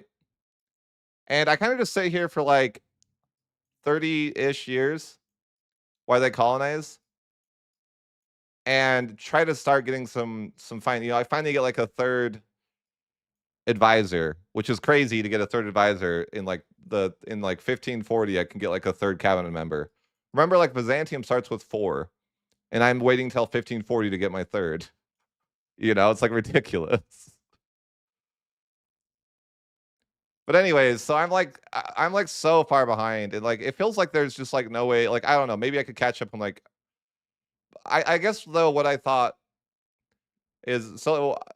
Anyways, we sit here till like 1560. We've been researching. Nothing's really happening again because the AI is not working as intended. But I imagine the AI would attack you if it was not glitched. Right now, it's literally just like there's a glitch. They're gonna hotfix early next week. They said so. You know, a few days, and so I'm just like, okay.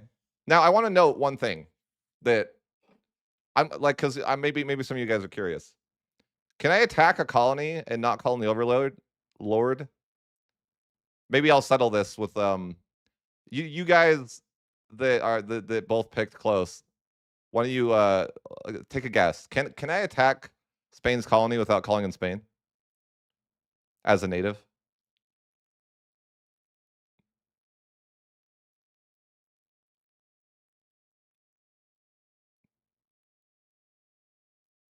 Okay, so we have Arlong saying yes. The answer is no. You cannot. So if I want to attack this person, not only do I have to fight that, but it's going to co-belligerate Portugal.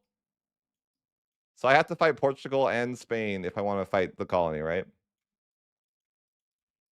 And I don't have professional soldiers at all. Now,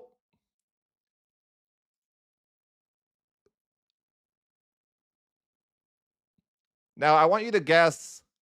I declare war to C because I'm like, okay, I just want to see because I get to the point where I'm kind of like, okay, I bet the AI would have declared on me by now. It's been 30 years, right? Like realistically, they're gonna declare on you by now. Okay. And because I mean that's just like what would happen, right? I'm sitting there, but like the AI would declare on you normally. So I decided to declare on the colony that's kind of like over here, right?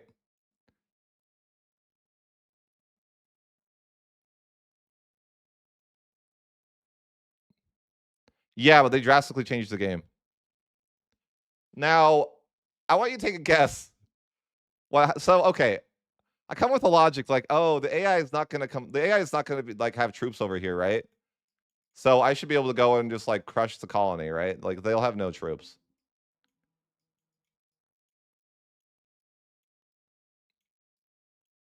They're gonna have no troops, I'm gonna go in there and crush them.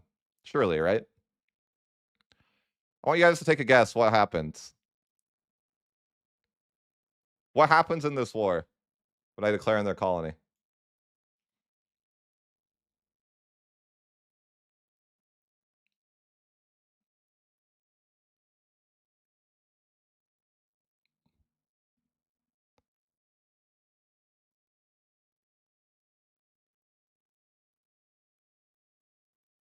To give you some context, I have about 20,000 levies, which, by the way, I think I had that at game start.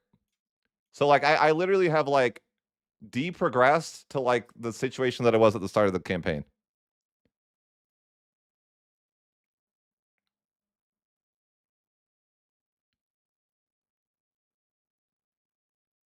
But I I'm telling you to guess. Do you think that they're gonna send armies to the New World to kill me? Like, what do you think is gonna happen? Because, like, I don't know what's gonna happen. The answer is, when I declare the war, they already have 20,000 professional soldiers right here, and there's absolutely 0 chance. 0 chance. So they have 20,000 professional troops already here.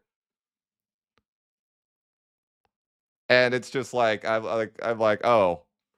So obviously I declared the war because I thought they would, but I'm like, I have no idea if the AI attacks you. I'm just like, I don't know what you can do. No, I didn't play for peace deal. I ended playing and then started the stream so I could talk to you guys about it. But I'm just like, I don't even know what you can do because you're so far behind in tech. It's like ridiculous. Like you're it's just you're miles behind. You're so far behind. And you keep getting killed by more and more disease. It's like so ridiculous. And then Spain shows up with his entire army, and you're just like, it's not even like he shows up, like he's already there. He was waiting the whole time. He almost got there before my levies recruited up, by the way, just to give you an idea of how fast he was there. No, I can't see any other Europeans. There is no other Europeans. It's just the only people that exist are like me and him, according to what my people know. It's just me and him.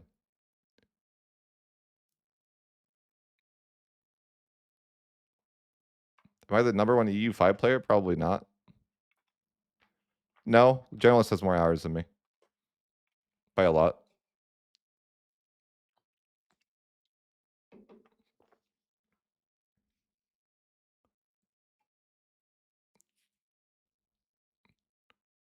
There's no vote. What do you mean?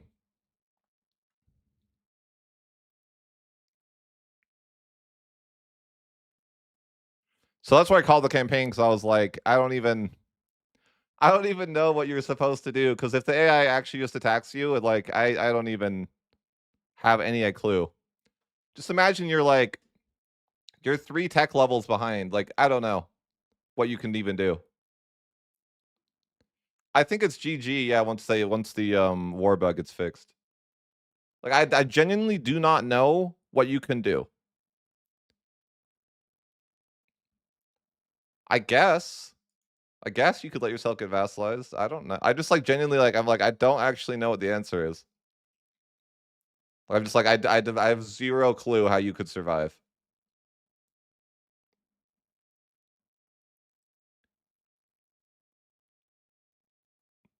We haven't discussed anything further. Me and generals, but that's kind of how that went. I was just like, I genuinely do not know what I could do to make the problem. Like I could like in this version, I could just not attack him, but I don't really get institution that fast. No, it takes you like. But just remember, like, imagine. Okay, I want you to put your. Imagine this to give you an example of how it would be like in EU4. Imagine you're playing EU4 and you're sitting on 333 tech and you cannot hold mana, right? There's no mana. So when they show up and they're 12, 12, 12, right? You can start growing towards that, but you're still 333, right? Like there's no catch-up system. So that's like why it's like so impossible. Because it's like, what are you gonna do? You're cooked.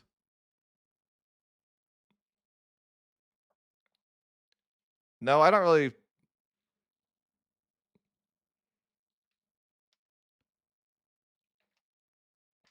So yeah, that's kind of how it felt. Like I genuinely do not know like how you would survive if the AI attacks you. They changed this, by the way. They changed this drastically. Because when I played before a couple months ago, you would get the institution fairly fast, like fairly reasonable time frame. In this one, it's not. No, it's like you never get it until they show up. You cannot tech up without contact with Europeans at all.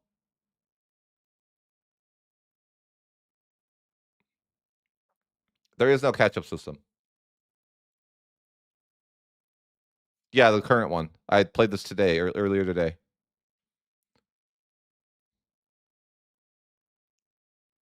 Again, the Europeans didn't attack me, but I think they would, and obviously their troops are literally in the New World, professional standing armies ready to go.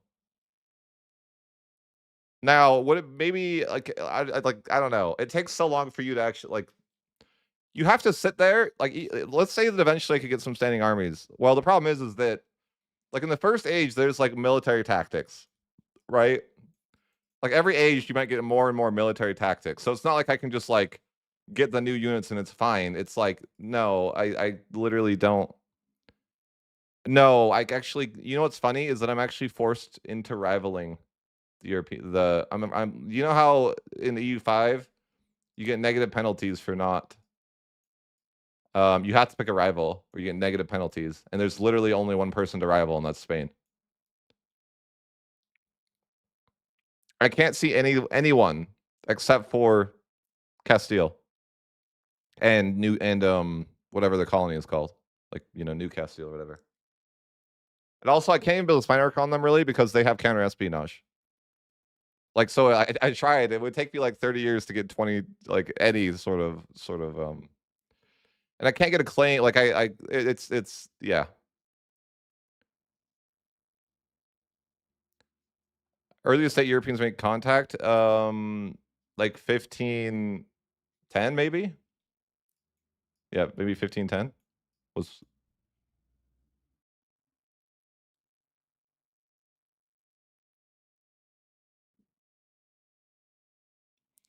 But the professional troops are going to absolutely like. I did try one battle, so I death stacked my guys like 20k versus like 8k, and I lost 7,000 guys, and they lost 1,000. So you can see like, yeah, no chance.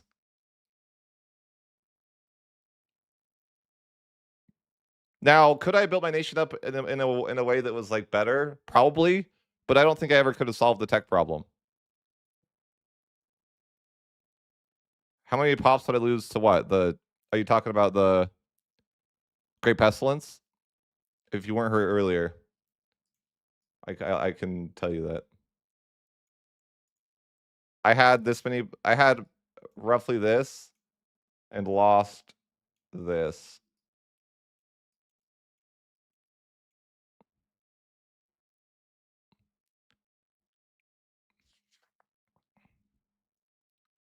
So I lost at least a few people.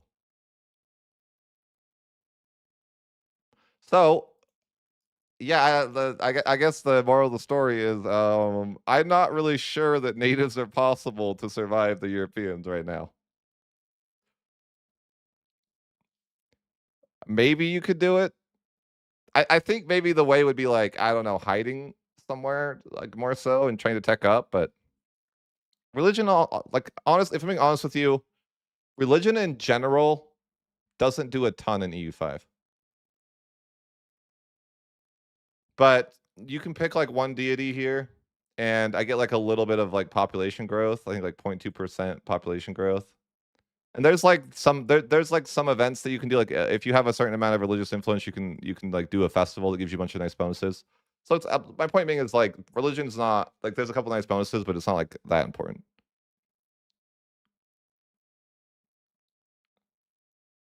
How? Like I guess if you left them there for like 100 plus years, sure, but who's gonna like when is that gonna happen? You know?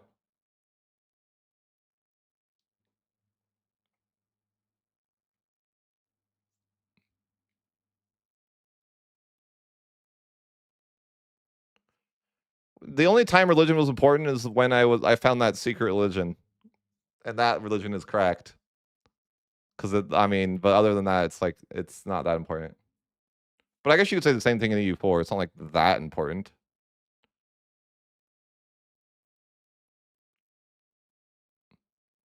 You get some minor bonuses, but yeah, that's it's the same thing like EU4.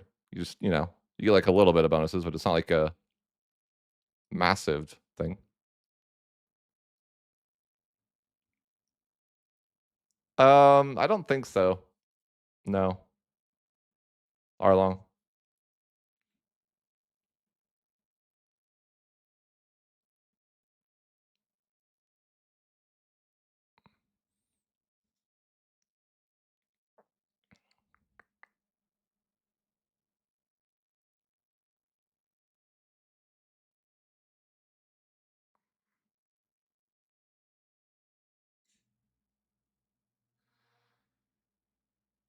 But yeah, so I felt like that was impossible.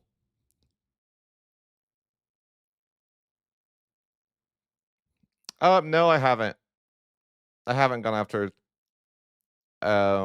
especially I mean this version's a lot different too. Like literally they've been cooking for a month before they gave us this version. So I played Spain in the prior version, but obviously it's they drastically nerfed the natives. They used to actually get institutions like you were only like a little bit behind, like maybe one or two, and now you come in and you're like 8 institutions behind. Like literally, they show up with 9 institutions, you have one. So not only that, it's like super destabilizing for you to try to and grab every institution, right? Because every time you do that, it's going to cost you like 30 because you don't have it much embraced. So it's like super destabilizing to try to get 7 institutions. You literally just like can't immediately. You're gonna have to restabilize your nation.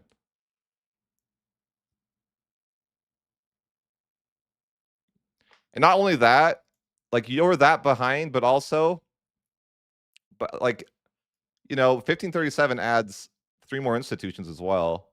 So you know, like imagine that like by 1550 ish, if I was playing in Europe, I would have 12 institutions, right? And you're on one. The problem really is that you're not researching for 70 years. There's no way to make up for that. You know what I mean? Like you just weren't researching for that time. You were actively like you sit there and you're not researching anything. There's no way to like recover that lost time, is what I'd say. But like remember, like there's literally stuff in the first age the game gives you automatically that I don't have. Like feudalism, that's like given to you at the game start. Because there's nothing to research. It's not possible for me to I've researched everything that I possibly can. There's nothing for me to possibly research. So I sit there for 70 years and I'm just like, yeah, like it's not really even funny enough, it's the one nation I play where it's not that important to have good clergy loyalty because you literally can't research anything. Like, you know what I mean? It's not really that relevant when you can't research anything to have good research speed. I think that there's like a world where it could have gone better, right? Like I think I actively hurt myself in the campaign by like massively trying to conquer everyone, right? So I'm not. I want to just like note that I'm not playing the best, and I'm also kind of like I'm experimenting with stuff too, right? Like doing that, but I feel like that was a mistake, right?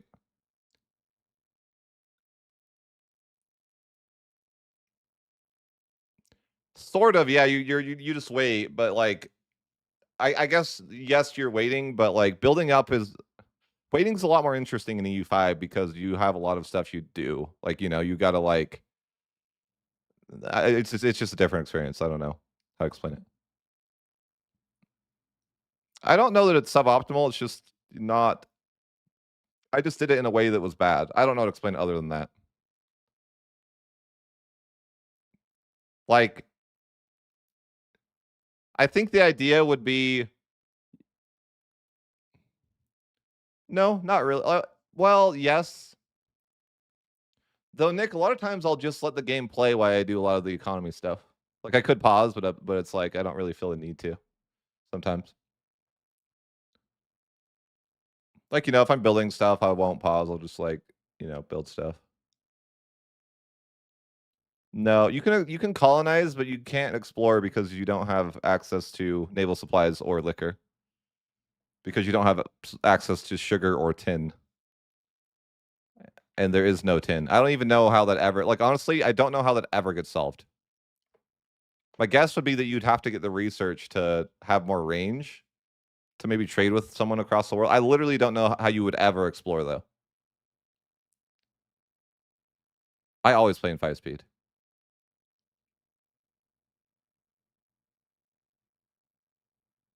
I don't think excessive well, yeah. I think the idea would be, like, you have a cycle that like, if you're playing if you're playing optimally, I think that you would go to your subject limit and then conquer based on when you can, have more subjects, right? So, like, once you annex, like, 5 subjects, then you can go and acquire 5 new subjects. I think that's, like, how you would optimally because the problem is that when you take land and you can't core it, you're actively hurting yourself because you're gonna lower your crown land, and that's gonna hurt you in other ways, right? Because my crown land's generally really low in the campaign, like, lower than normal. Of all the campaigns I played, my crown land was way worse than normal. So that could be, like, all these things add up to being, like, a problem, I guess.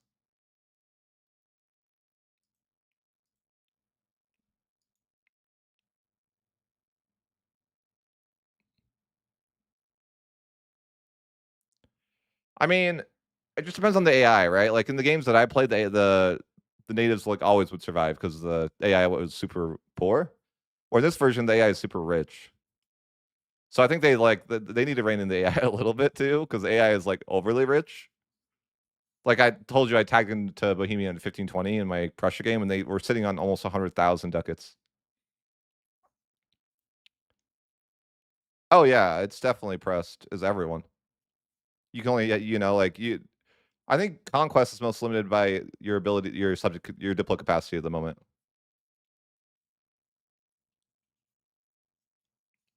Because that's just such the optimal way to core things, right? Like, integrating is just, like, really inefficient. What's your opinion on nobles buying stuff without money? They don't really do that in this version as much. It's because 'cause they're all dead. Oh, no. I looked at in this game, they trust me, they that wasn't happening in my campaign. Mostly because they were all dead, though.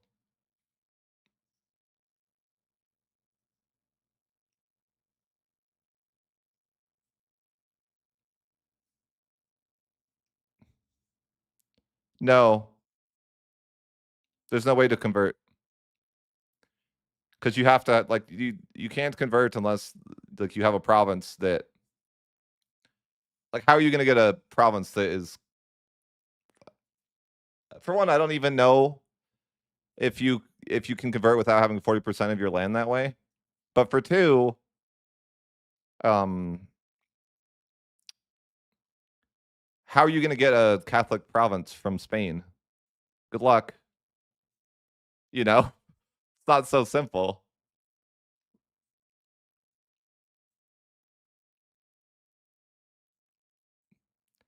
Even in a world where that, like, maybe you could convert now, am I just like, what are you gonna do? Invade them? The problem is, like, smallpox destroys you, so I don't know. It's not so simple to like I conquered everything, and I only have like 3 to 4 million pops. Like there's I don't really know what the answer is, to be honest with you. Like probably that you need more subjects, but you can't really have more subjects. So it's kind of it puts you in a weird spot. It's not possible to change to Christianity as these guys. You just can't. Like, where are you gonna get that religion? And you're not Catholic.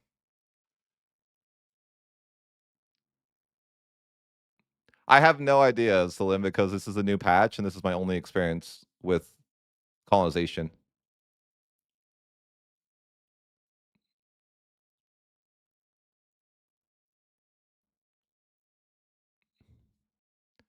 When I played Prussia too, I didn't convert to Christianity intentionally because I think it's gonna get nerfed. So it's not really worth like it's probably not worth playing with it. If I'm being honest with you guys, I feel like this is gonna be like a DLC type thing. And I'm okay with that. Just to be, open with you guys. Like I'm totally okay if this this content's like a lot of people don't even play it, right? But yeah, that's kind of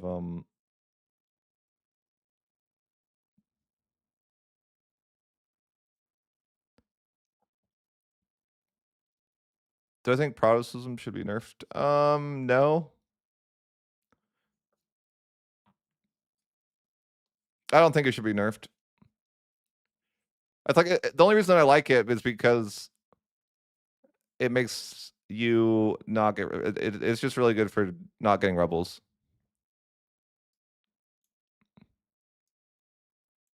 Because it just gives you really, really powerful negative rebel modifiers. The five's like the 5 war score cost is I guess good, but like yeah. I think it's just the best religion because it's like, there's not another religion that just can say no to rebels as hard.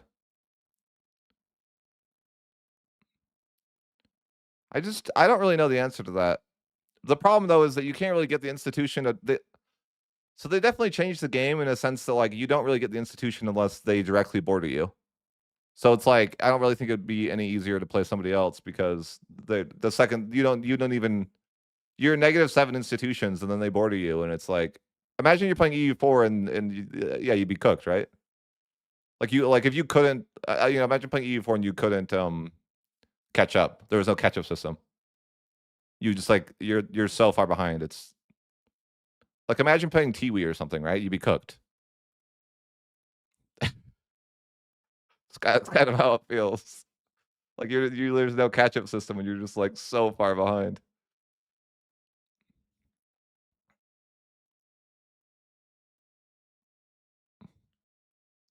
All right, well, but yeah, that's mostly my run, guys. If you have any questions,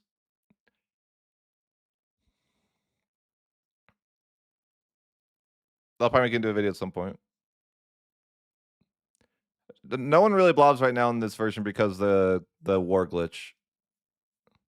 AI only declares wars with claims at the moment, and they don't really actively get claims like so. Only like event nations like really blob a lot, like Ottomans or something.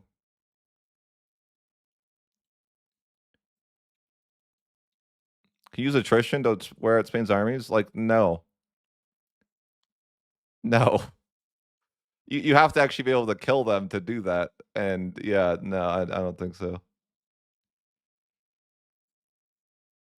By the way, natives don't even have forts that are real until they get the tech. So you can assault everything when you would first like they could literally assault everything that you owned right when they got there because you don't even have forts.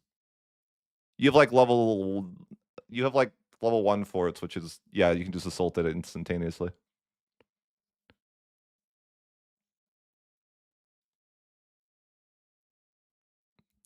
The coalitions get formed whenever necessary. Yeah. Again, I don't have like a ton of experience on this patch, but this patch is like this patch is drastically different with the economy and with like the changes to the Parliament CB, so it's like it's a lot different experience. I mean, I play like every day. It's like my full-time job is, content, so I have 550 hours. Like I play a lot. Don't worry. I might have 1,000 hours before you even get the game. This patch and more like mechanic changes and a couple UI changes.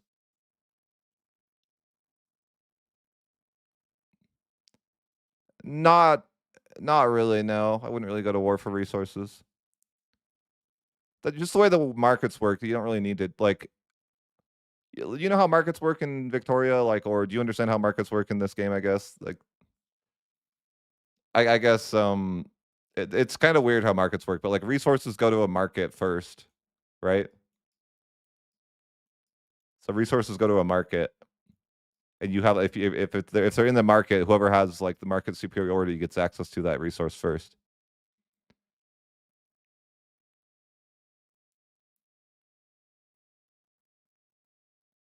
So there wouldn't really be a need to do that because if like you would rather just have market superiority first.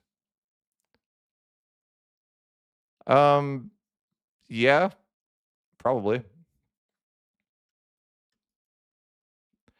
I mean, like like I don't know. Imagine playing EU4 for 1,000 hours. There's so much different stuff to do. Are you really burning out? Like I haven't even touched some of the other nations or a lot of the other flavor and stuff like that. And the game's getting better and better every patch too. So um, there's always a lot more to play with. And then I got to test out the new features. And I'm always trying to give well, I could be better, but I try to leave at least some feedback so I can be like, you know. And I think I genuinely think that as a result of me playing, the game has gotten harder. Maybe not me directly, but I think though that like if I give all this feedback about how I think when they see a player like me abusing their game like that, it's like it's a harsh response. Like, oh, I build a billion bailiffs and I get insane value out of that. Oh, guess what? Bailiffs are not usable anymore. Well, will Conquest get easier? I don't. I think if you started someone really strong, maybe. But like when I played Prussia, it's like, oh my god, like I don't know, man. I don't even know if I could like beat some of the great powers as Prussia.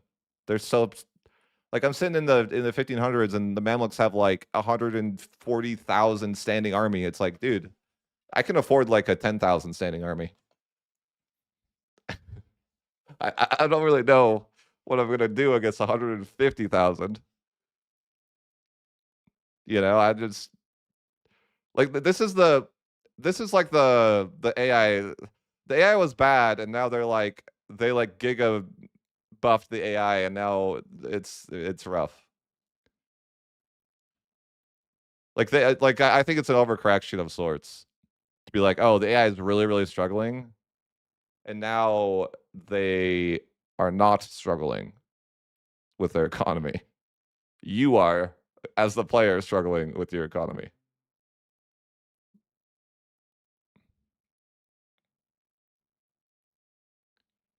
I mean, I guess what I would say is like if you start as a strong nation, I feel like world conquest might be pretty doable. But if you don't start as a great nation, I don't really know that it's looking very possible in the current build.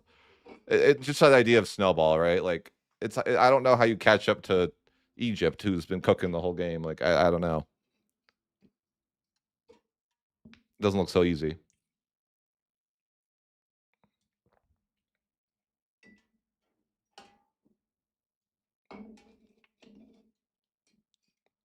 But yeah, I mean that's just my so far though.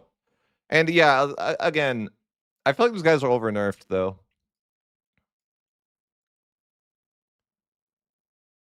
But the Great Pestilence is really brutal.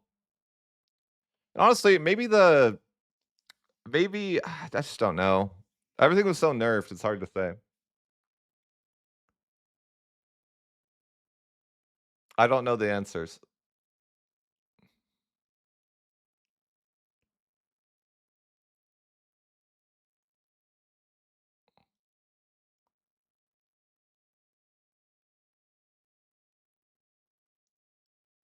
Like, I don't know the optimal way to play right now, if that makes sense. I mean, AI doesn't really expand right now because they don't go to war, so it's, like, really tough to say, right? Except unless they have, like unless they're, like, the Ottomans or something, and then, yeah, that's sure, but, in general, it seems like it's really like, it's but the reason that it's really hard for the player is because there's a bunch of stupid things going on, and I explained this in my, I actually wrote a Reddit post about this, but you can pay 0 for armies, right? So you can pay 0 for armies and, like, 0 for forts, and so you're like the AI will build up these, like, giga armies and giga forts, and then when you go to war with them, they turn them on, right? And they've saved up so much money that it's fine, and it's just, like, night and day different, right? Like, as Prussia, I could probably in the last patch as Prussia, I could have, like, taken on any army in the game, whereas now I'm, like, struggling to expand because every war, like, looks kind of hard. Because literally everyone has standing armies. Everyone.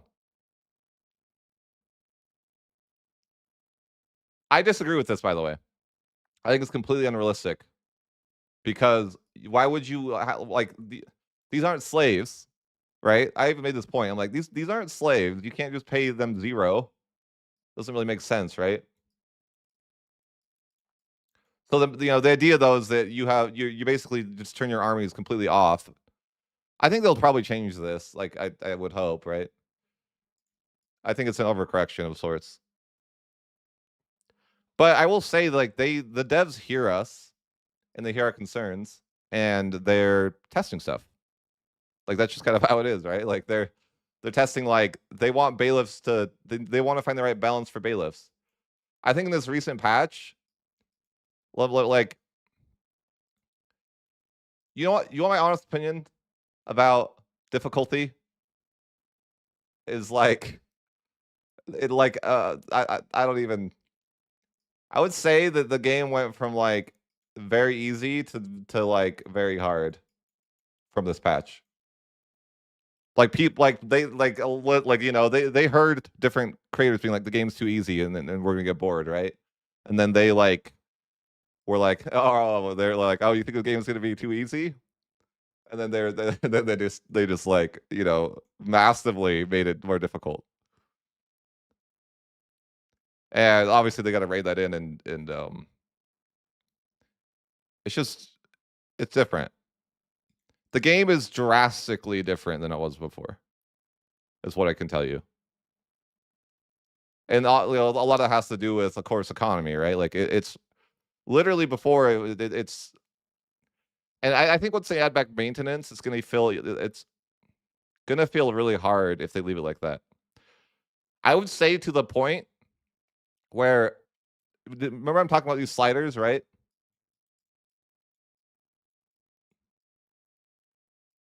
Where you have 0 like, you have maintenance sliders, right? Where you pay 0 at the bottom. So I feel like that's just, like, from a role play perspective, unrealistic, right? What do you guys think of that?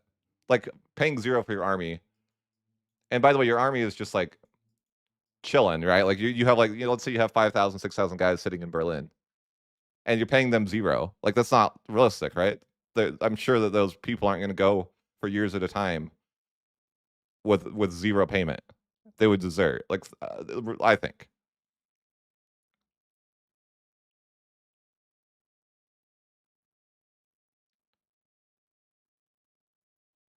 Exactly, they feel like levies.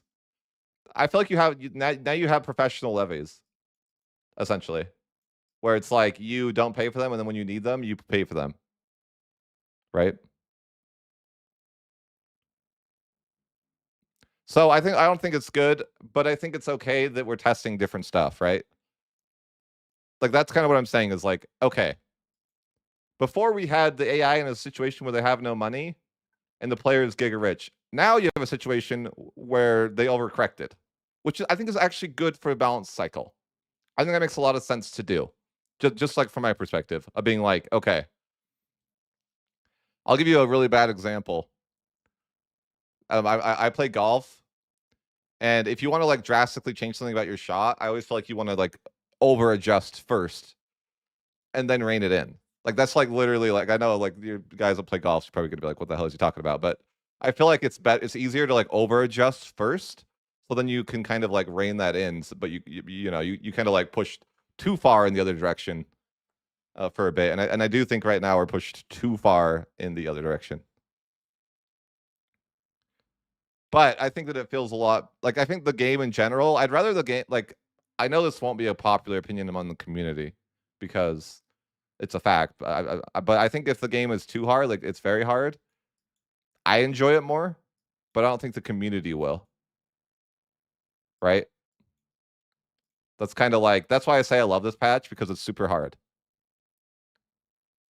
But I think that the community probably won't like that it's too hard. For like and like a bunch of casuals are going to play and they're going to get absolutely like they're going to basically like have to play the Ottomans or France or they're not going to be able to play. Right? It's going to be really hard to figure it out.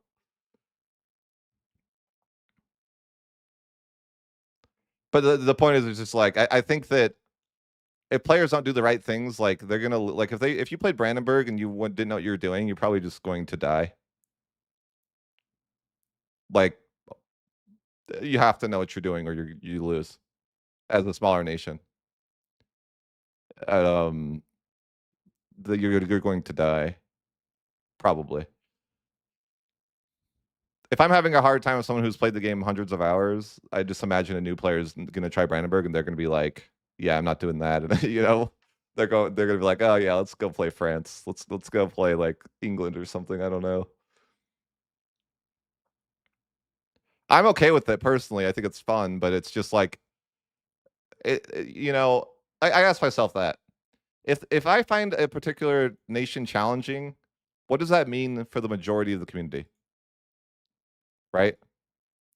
So if I play like Brandenburg and I'm like, this is really hard, like what is the majority of the community is probably going to think it's too hard, would be my guess. Like if I'm challenged by something, then I think that a lot of the community is going to be maybe overly challenged by that thing, but I don't know. It's like how can I judge my own skill though either, right?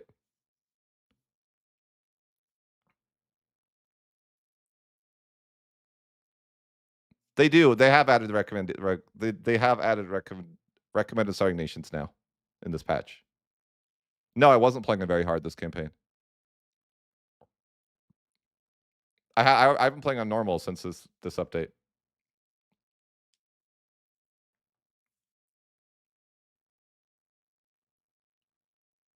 There is hard and very hard.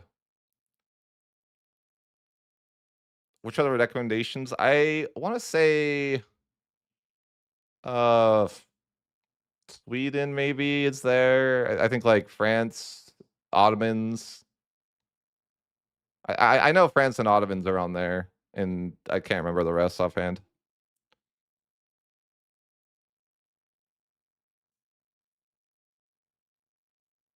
Hungary, yeah, I think Hungary is one of them. Yeah, maybe. I do think Hungary is one of the recommended ones.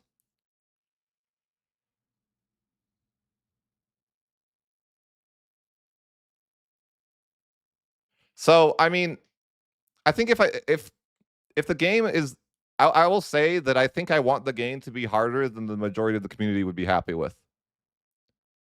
Perhaps because again, I play the game like to me, EU5 is a video game, right? And I enjoy video games, but to some people, they want to play the game like a historic simulator of sorts, or like a role play type thing. So I think that that's the issue is that there's like two different types of people that play the video game. and you can't make both people happy. Would be my guess. Like some people just want to like have a chill game and that's easy and stuff like that. And yeah, to be fair, like if you play Big Nation, it's still gonna be pretty easy.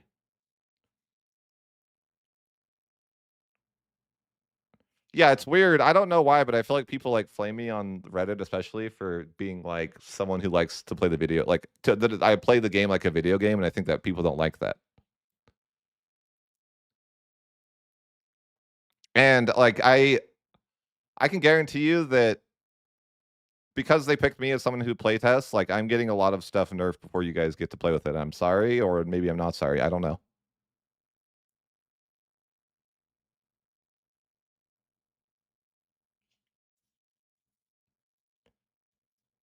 Like my mindset is I don't want World Conquest to be possible, or well, I guess more so. I think that World Conquest should barely be possible with the absolute strongest nations. Like maybe like a France or the Ottomans. It could be like it would be like a after you played 1,000 hours, you might be able to tackle that, but like that would be like the limit, right? Like only like a very very strong nation should be able to World Conquest, in my opinion.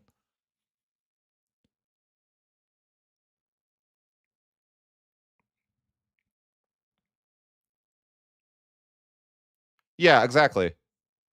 And again, I just don't know. My sample size is too limited, and like when the AI doesn't declare war properly, it kind of it gets to the point where it's not really worth for me to continue playing the campaign, because they just don't really go to war properly right now. Of course, I'm like addicted to difficulty, so I think it's like a little. I'm gonna be a little bit biased. Like I'll be honest for you, like honest with you guys. Um, Not all the creators like it. The new patch. Some of them really don't like it. So and that's okay. But like it's funny for me to be in the Discord and other people are like, "Oh, I don't really like this patch," and I'm like, "This is the best patch ever. This is amazing." And then other people are like, I don't like this." But to me, I'm like very happy with the changes. I'm not. But literally, like there's people that are vocal about not liking it. I feel like this patch is like it's a patch that really like I enjoy more than the average person, or you know why don't they like it? Well, because they're not able to, like, for example, I don't want to give names because I shouldn't, but there's like certain people like they played Portugal and they like can't figure out how like they can't like make a good economy because the economy got a lot harder, and so they're not able to build up their economy and actually colonize because they don't understand how economy works. Whereas before, economy was so easy, it didn't really matter, right? But now it's kind of like if you don't like know how to min max your control and the proper buildings, then you're going to be in trouble. Like that's just a reality. Like if you don't understand the meta of building, of what you should be building and how you should be building your economy, it's going to be really hard to like be able to colonize, for example. Like, the particular just how it goes.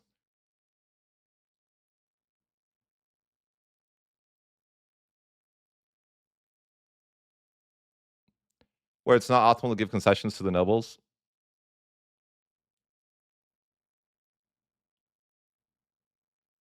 Yeah.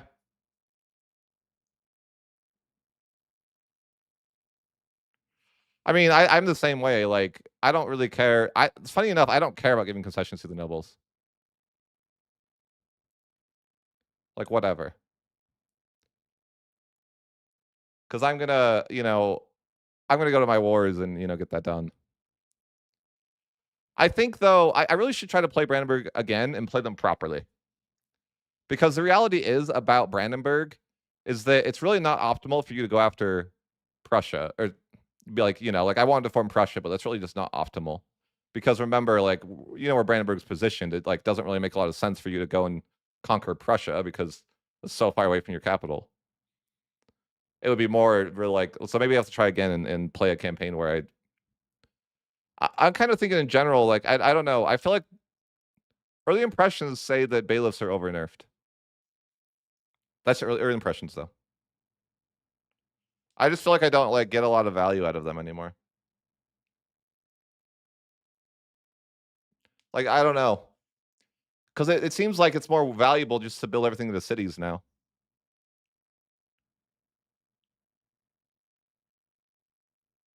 Oh, yeah. Yep. You know what's funny in Invictus? It leans into what I like to do even more now, because you know how he's saying it's hard to get anything passed now? Well, guess what? Guess what I do? I always pick the nobles, and then pick whatever other I don't even care what they're debating. I don't even literally it never passes anyways.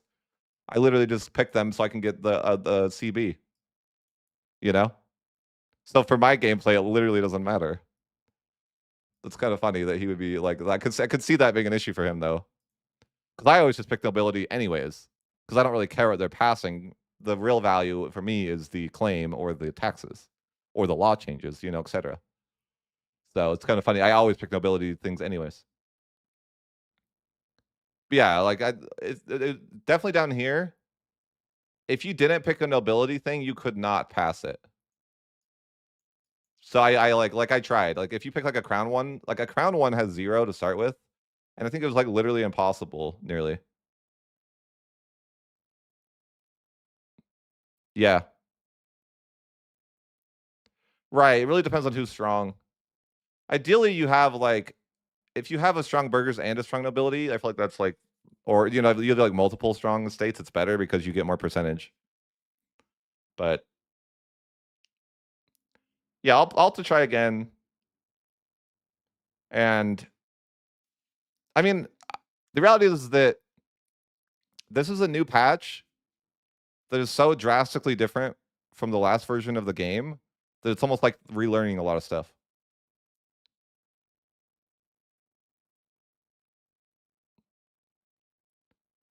The problem with that, Richard, is like that already exists. Like you probably start with like at least 10 privileges granted to your estates. I think the estates, I don't the only thing I don't like about the estates, um, is that it feels so valuable to I don't like that absolutism doesn't feel very good. Like in general, I feel like like being absolute and having like all the crown power like doesn't really feel good. But maybe that's going to be different in this patch because of the way they changed building, and I haven't like got to test that. Because remember, the new building upkeep is tied to that, so maybe it's better. And I need to give it a try. To be fair, I have not played into absolutism in the new build, so honestly, like maybe it does feel better now because I know when I looked at that, that has a huge impact on that now.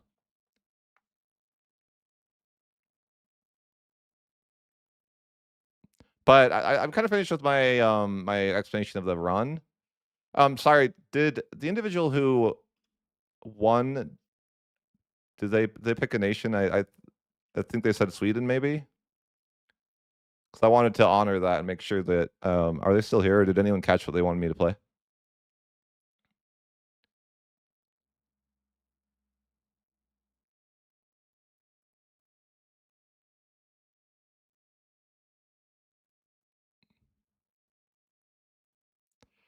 I might actually play as well. I should do it in a different game, but I might play as a colonial nation because someone said that, and I said I'd do that too. But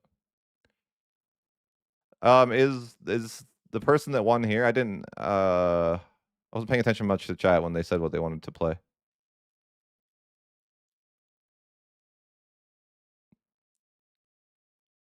Okay.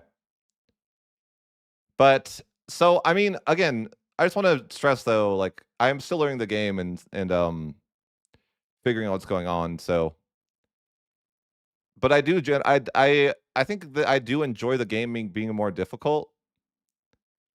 But I also want to say that I have only played difficult nations in this build. Right? I'm playing over here, which obviously they're going to be difficult because the Europeans are right. And I played Brandenburg, which there's only like 5 nations that are stated it's very hard. Like there's like a difficulty setting that you can like, you know, that they've kind of assigned every nation and very hard to yeah. Brandenburg's definitely up there on one of the more difficult ones.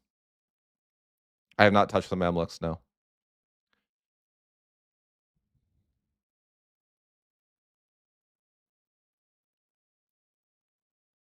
But okay, you said you wanted to play Sweden. You wanted to see Sweden.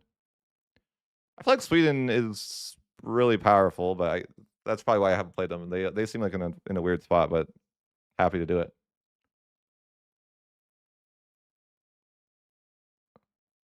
Well, honestly, what I want Invictus, and I've actually left feedback, is an aggressiveness slider,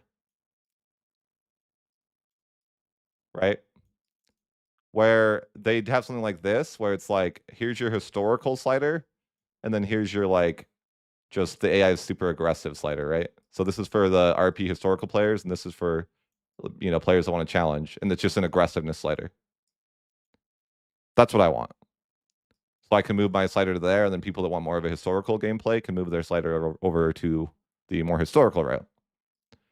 Because I think that in general, that's kind of one of the bigger things is how aggressive is the AI, right? So I left feedback on this, and I said, hey, right now, very hard has it adds aggressiveness. But the problem with that is that it adds a bunch of random modifiers that I don't want to. So I said, hey, I want to be able to have the aggressiveness from very hard, but not the other things. So that's the feedback that I left. I don't know. Again, like I can only lead feedback and see what they do, but I will say that a couple things. Paradox pays attention. Paradox probably watches every AAR. And they care about what's happening in these campaigns. Especially I think especially from players like me who are going to naturally kind of be a more abusive or min max, right? So because like they've literally every single video that I've made, they've asked me about. Because I think that what happened, like Johan mentioned this, is that when he'll be like, he'll go on walks a lot and he'll just kind of like throw on a video and listen to it, whenever he sees or a couple like that, or throughout the day they'll just like throw it on the side and while they're working or something, right? So I'm not sure that I'm not sure that I don't think they watch live or anything, but I think that like they like the videos. I mean, yeah, it's like stuff like that. It's like they kind of just like, they'll go on a walk and then he'll kind of just like listen to different people and what they have to say. And, the devs obviously have a difficult experience, but I think the devs also understand the type of player that I am too. Like, especially by now, they're kind of like, but the point being is that they kind of know that I'm going to be like a more min max type of player. And but I guess what I'm saying is that like all the stuff that I say is heard by them, and then it's it's up to them to kind of like, and that's kind of like I think the devs do a good job. The devs probably don't like me because I'm a hassle to deal with. They'll be like, oh, look at this cool thing, and I'll be like, I'll be like, I see problems with this thing. you know, I'm not saying they like maybe dislike me, but like I'm kind of one that immediately point out like weaknesses to the things that they say. But sometimes I feel bad because it's like, I met these guys in real life and they invited me over to, they literally paid for me to visit them in Spain, and I feel like a dick sometimes to be like, oh, I know you guys. This is your, you guys are working so hard on this, and it's your passion project and all that, and but like, here are the things I don't like. You kind of feel like a dick. They give you like special access to their game, and you're like, you're just there to break them apart and be like, these are all the things that suck. But like I feel like that like unfortunately that's the best way for me to be helpful. And other people aren't. I feel like I'm actually probably one of the more.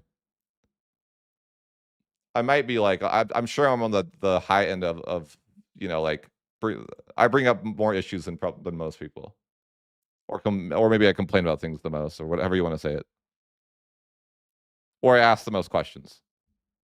Like, are we sure about this, or what do we think about this? Like yesterday, I like brought up a question. I'm like, hey, like bankruptcy was really easy. What do we think about nerfing it a bit? Like, there was basically no punishment for bankruptcy, so I like, asked, like, yo, I'm like, "Hey, what do we think about nerfing bankruptcy a bit?" And, but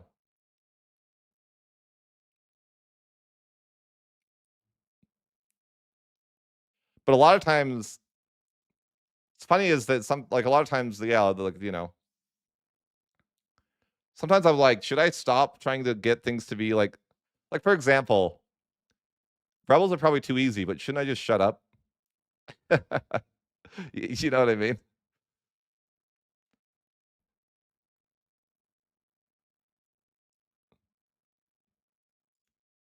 I'm directly going to make the game like, what? Like, do I want to be someone who pushes them to make rebels harder? Like, maybe I shouldn't do that. It'll be like my fault when I'm like, "Oh, rebels are too easy," and then I'm gonna complain about it later when, you know. Honestly, I do that a lot, Dilbert, is I will pose the question to other creators intentionally. I'll be like, "Hey, you know, I don't like this system. What do you other guys think of it?" I actually do that a lot because I actually wanna, like, I try to, like, make a conversation to other people, not just to the devs, but like, "Hey," like, "Hey, what are your guys' thoughts on how this mechanic feels?" Because that way it's a discussion, and to my understanding too, like, Yohan even says, like, he reads most of what is said in Discord.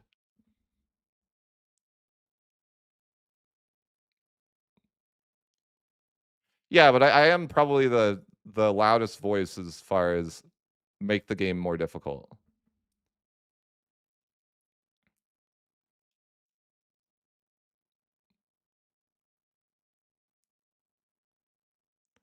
And, they have to choose, and they shouldn't listen to me all the time, just straightforward.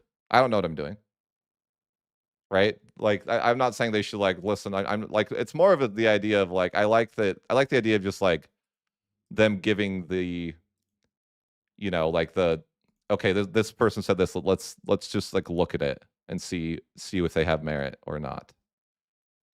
So, because there's lots of times when I'm sure I feel that things are a certain way, but I just don't understand, what's like, there's a knowledge gap in terms of, I might complain about a mechanic that already has a solution, but I don't know the solution, so you know that sort of stuff too. A lot of times I don't know the like, a lot of times I'll just be like, this is a problem, but I don't have a solution to the problem. I'll just be like, oh, this feels like it's too easy, but and at the end of the day, I'll be happy with whatever product they deliver. To be fair, like, if they, like, from a content creator's perspective, like, if the game is too easy, it's still good for content. Like, I can make a video where, I, like, conquer a bunch of land as Spain or something, right? It's like, that's still net positive for me. Like, it doesn't really make a huge difference in terms of, like, my only for me is like, it'll be more fun for me personally if the game's harder, but will I still make content if the game's easy? Like, yeah, of course.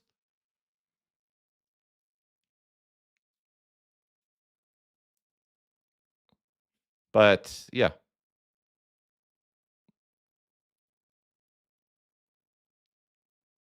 will I be invited back? Probably not, you know.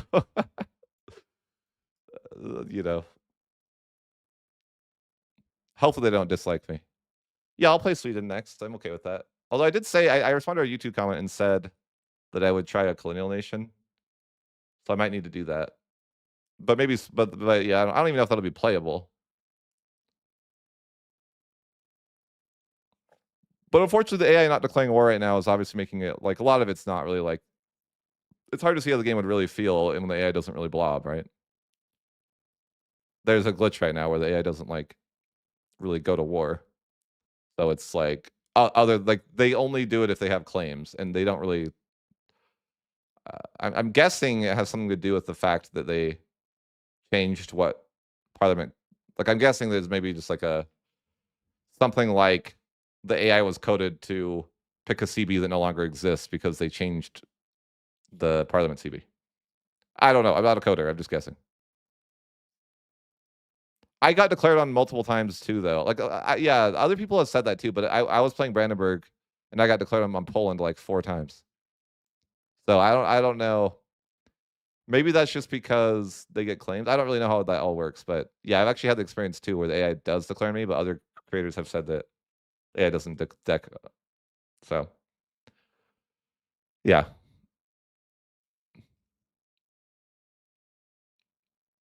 But any other questions before we wrap this one up, guys? I'm happy to answer, you know. Oops. That's what I'm gonna do next. I'm gonna play some WoW with my buddies.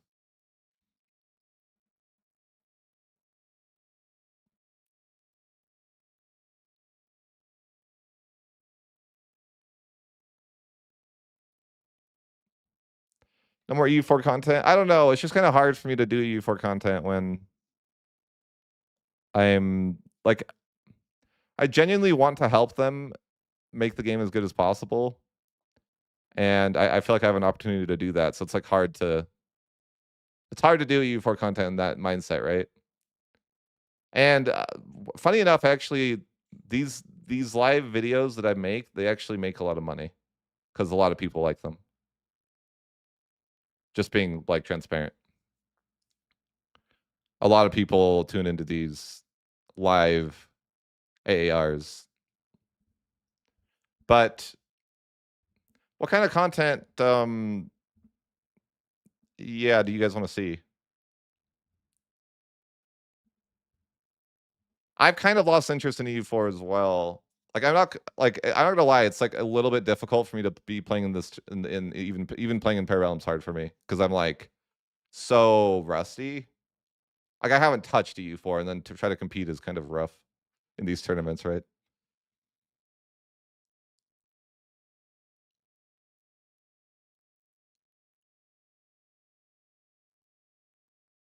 But it's hard to play EU4 right now.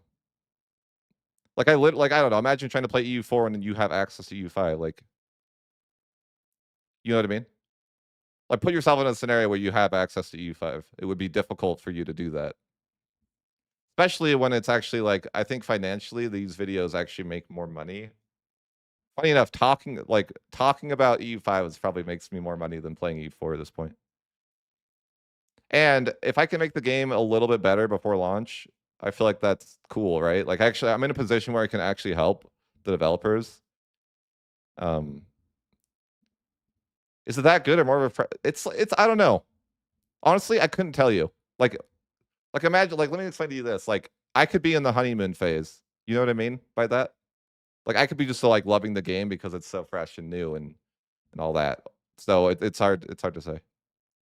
There's not really modding currently. Like I mean, who's gonna make mods? Content creators? I don't really think I not like I haven't. I mean, maybe I could try to, but should we have any hope? No. You should have no hope. They're not going to make it. They're not going to release the game earlier than they have announced. There is zero hope. If I'm being honest, I don't really feel like they're a publisher that does that. So if you want my honest opinion, no.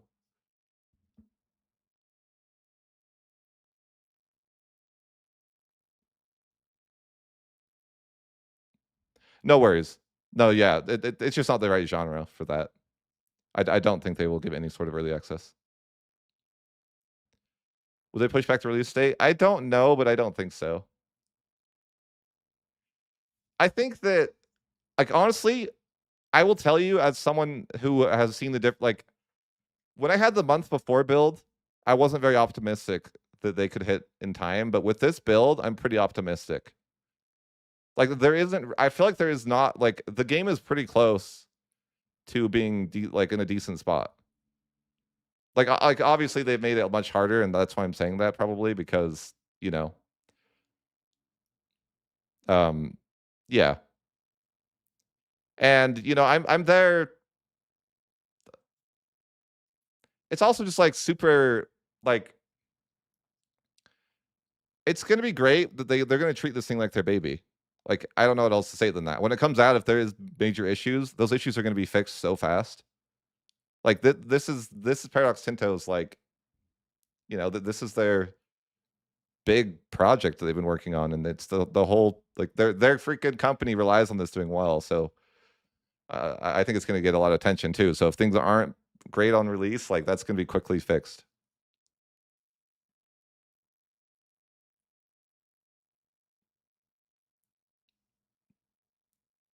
Which one is the best colonial region? I don't know. But I'll be honest too and say that I think that some areas aren't like the New World, for example. I don't think the New World is going to be something that feels great to play until there's a DLC. Am I personally mad about that? No, but I think others might be. To be fair, I don't really mind if the New World needs a DLC, right?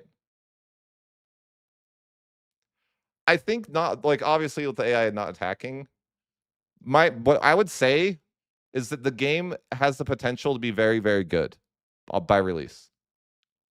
Like based on what they've done in the last month, and that if they just if they fine tune the balance and just polish and optimize, I really am optimistic that the game could be really, really good.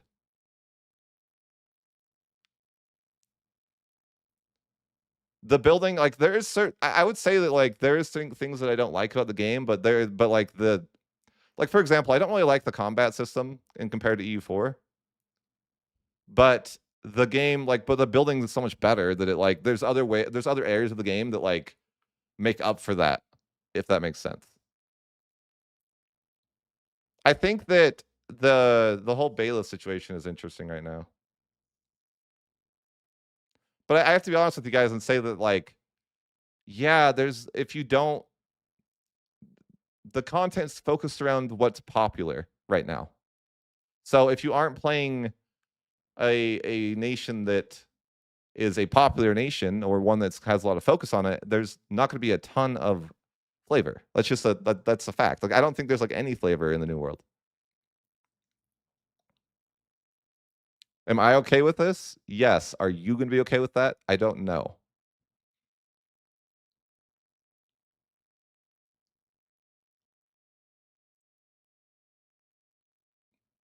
And I also don't I'm completely yeah, I mean I don't think it'll have its own DLC, but I think it could be a part of a New World DLC, right? Like it could be part of that. So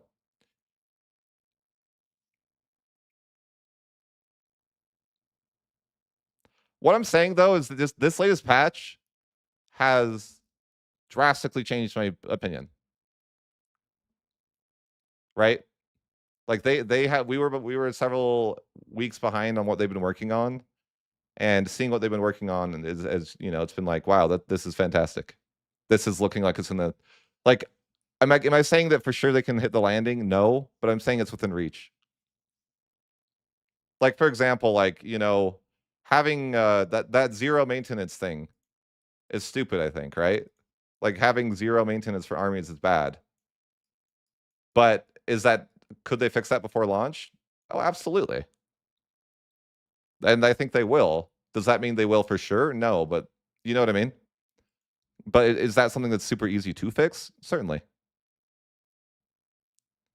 But yeah, I'd say my optimism has gone up tenfold since because I've played with the new system, and if I'll tell you what, the AI having money and you not having money drastically changes the situation for you, right? Or you not have you don't have just insane money anymore.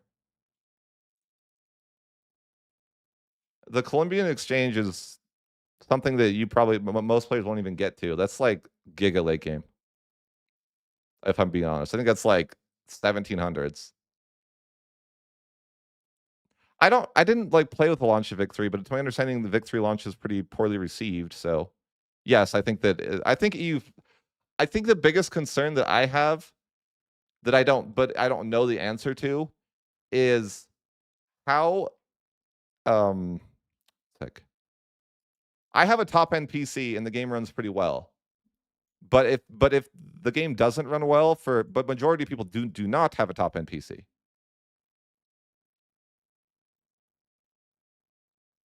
Does that make sense?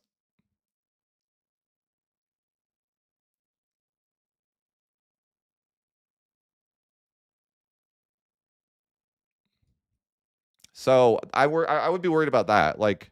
Yes, the game runs pretty great for me now, and it's getting better and better. But I'm the exception. Like, I've literally like, this is my job, of course I have a nice PC to do my job, but does everyone else have a PC that's $2,000, right? Like, probably not, but I don't know that. Like, that's just, like, stuff that I can't even comment on because you know what I mean? But, like, people you don't wanna upgrade your PC for one video game, that's kind of unrealistic, right? Like, I wouldn't think that would be realistic to be like, "Oh, I need to upgrade my" what CPU do I have? I have a 7800 X3D.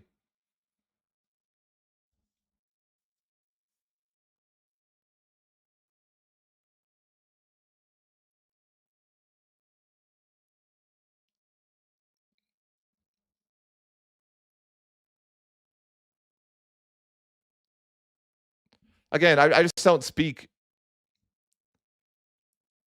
right, and that's the thing is that all you people out there that are like, "Oh, I'm not gonna play it," like, you're gonna play it. Don't joke yourselves, guys. You're gonna play it. I'm sorry to tell you. Stop pretending.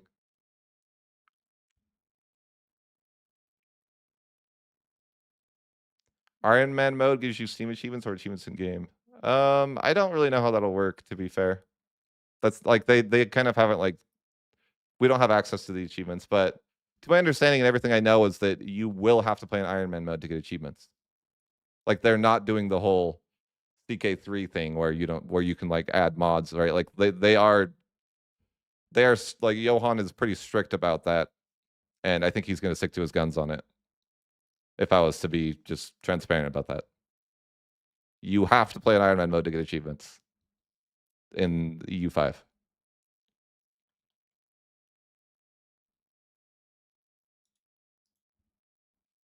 Sorry guys, I'm trying to talk to somebody.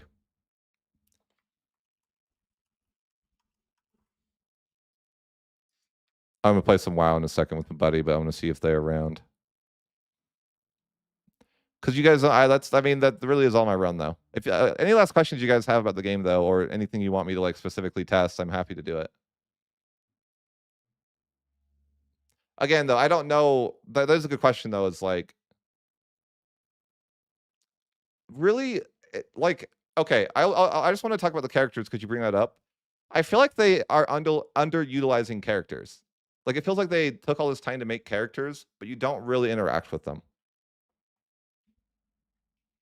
So I'm guessing that maybe possible DLC, like maybe they made it so the DLCs could do something like that, right? But well, for now, you have these characters, but they're not really like they're kind of like not functionally that much a part of the video game.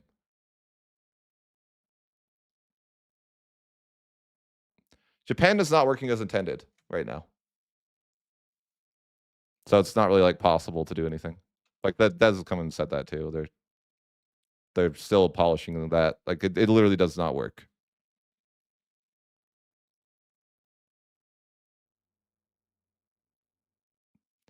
Do you think it's harder to learn EU5 than 4? I thought, to be honest with you guys, I thought EU5 was insanely difficult to learn, but that's one perspective. Like I thought it was insanely overwhelming for me. I didn't enjoy the game until I played 100 hours. I genuinely did not like it for the first 100 hours. I played a way different version than you guys will get, to be fair, and I didn't have any access to the information that you guys will have as well. But, you know, like just genuinely speaking, like from my own experience, but I had a friend that helped me learn EU4, and there's tons of content available at the time. So like it was just completely different. It's hard to like relate or compare really to be like, yeah, one to the other. But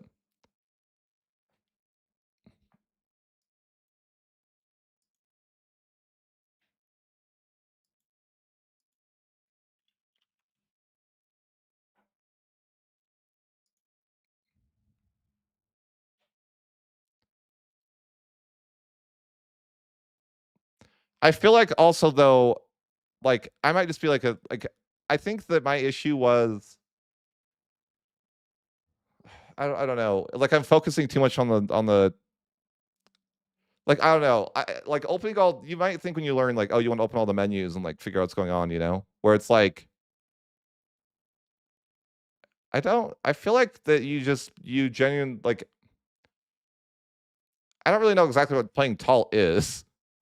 Like, I don't really understand the idea of wanting to do that. I never really have.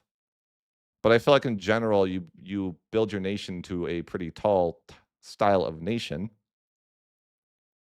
Like, you don't really like, what does that mean exactly though? Developing your nation, what does that mean?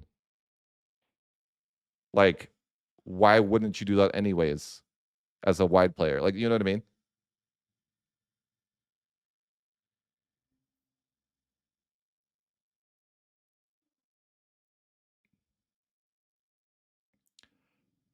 But I think that, like, I do think that if you guys have like like, it's gonna be a different experience when, like, imagine learning EU4, but you had literally, there's no wiki, there's no one to talk to, like there's no resource to answer questions that you have. That's why it was so difficult for me.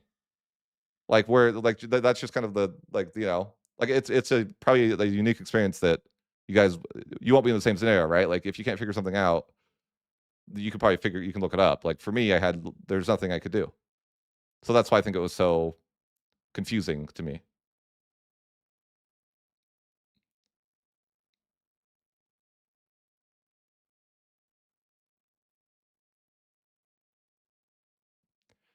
The game balance has drastically changed in the last update. So it used to be like it was very, very easy. Now they have gone for a certain creators I think are not enjoying it as much because it's very difficult. Like they have done a developer thing where they're like, hey, this is a problem. Let's overreact to the problem. That's it, and I'm all for it. But I think yes, the game will be in a good state by November.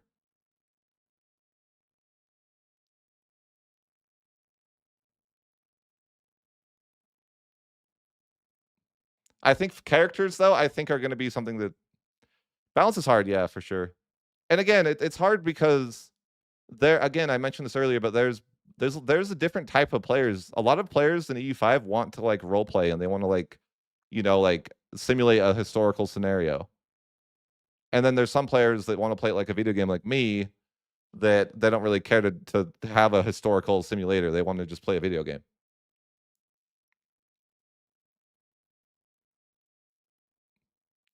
Fluffer Pup, you don't understand the last, have you like, we got the update 3 days ago though. Have you heard a lot about that?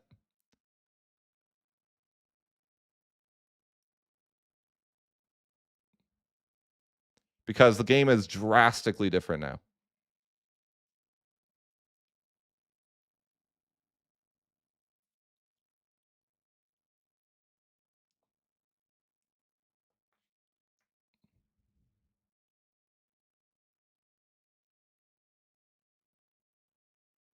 I don't even know what they changed about food in this patch, if I'm being honest with you.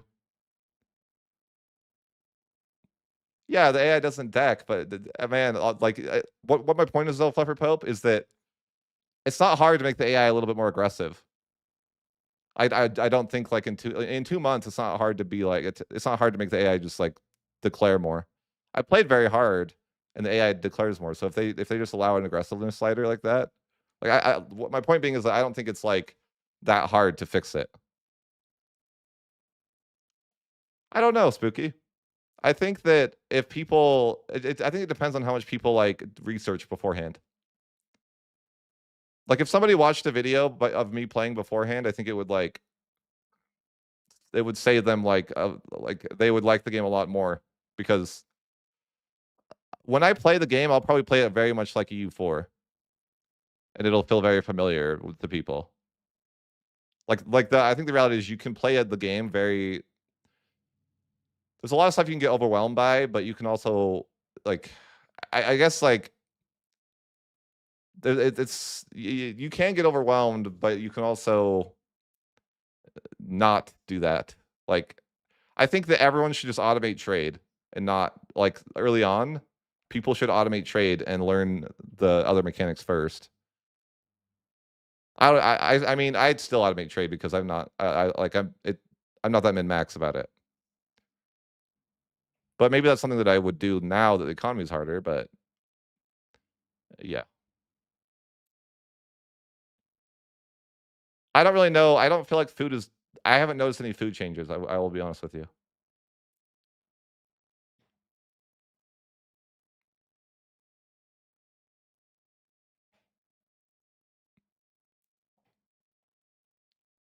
I don't really think you wanna automate anything but trade and production, though. That's like to me, that's those are things that, like, a 5C player would not enjoy doing.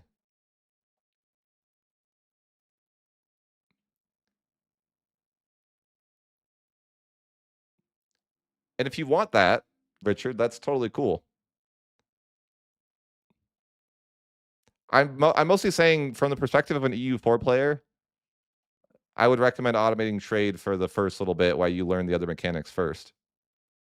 Because if you're trying to do trade on top of everything else at the same time, it might be, like and that's just how I learn the best as a person, right? Like, I like to focus on one area at first. So for me, I'd be like, "Hey, if you're learning EU4 or EU5, you should focus on, like, how war feels first, and then when you get a good feel of that, then start to focus on other things like, economy and stuff." That's just, like, how I learn the best, though. I'm not saying that's how everyone will learn the best, but I genuinely I work best if I can focus on one thing. But I'm also ADHD, so maybe that makes some sense.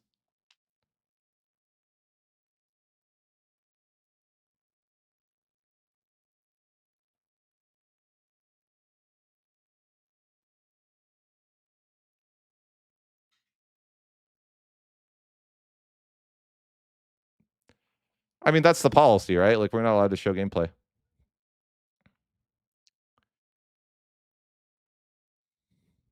Of course. Like, we c they're gonna I'm sure they'll let we're gonna probably release, like I've only been a part of this once before, but I imagine that we'll get, like, one more video, every creator will get, like, one more video before release, would be my guess.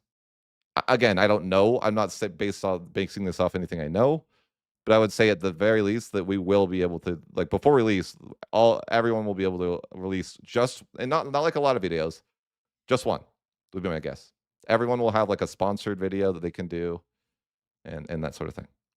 Actually, not everyone will, when I say that. I bet it's only specific people that will be able to do it because they've done that before where it's like basically the amount of people that get the access to the game won't equal the amount of people that get to release videos because they're gonna release it to a bunch of people to try it out early if they want to do if they're a content creator, and then they're gonna have certain people that are gonna showcase it and make videos on it and stuff. Capital surplus? I don't know what that is. I never played in Peer to Realm. Do I know when? Even if I did, I couldn't tell you. You know?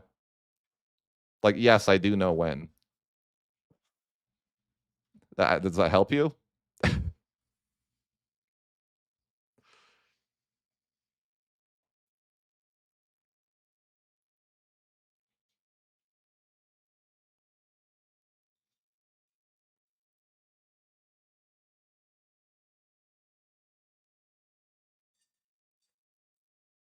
It won't be up to the content creators. It'll be up to Paradox.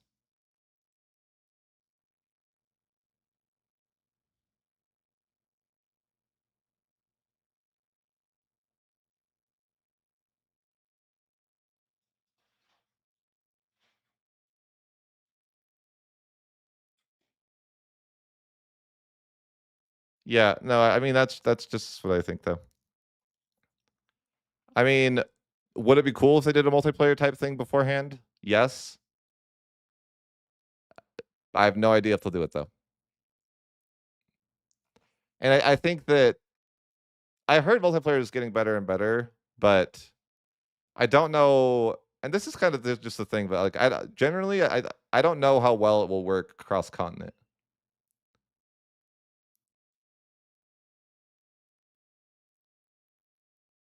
And I feel like I don't know that it would be, like, that good of content because if we're only allowed to show, like, a little bit of gameplay and multiplayer play is pretty slow, I mean, because multiplayer plays slow in EU4 as well, so I don't know that it would be good for that type of like, I don't know that format would be that good to watch because it's gonna be played on, like, what, 3 speed or something? What's the biggest army I've seen the AI field so far?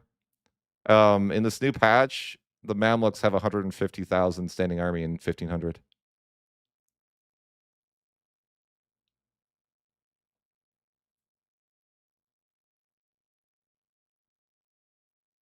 and that's the biggest I've seen the AI field.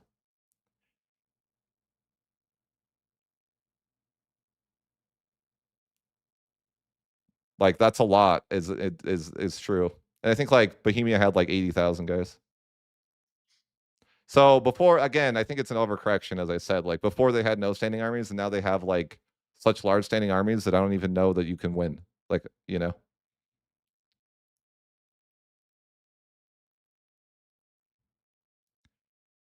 But, yeah, so but I think it's, like, super fun to play against right now because it's just hard. Like, you wanna you wanna go to war with some big nation, like, you better be ready. As before, it was easy, now it's like, I don't know. There's no chance that I could go like, I'm playing Prussia in, like, the 1550s, and there's, like, 0 chance I could fight Bohemia. He would destroy me.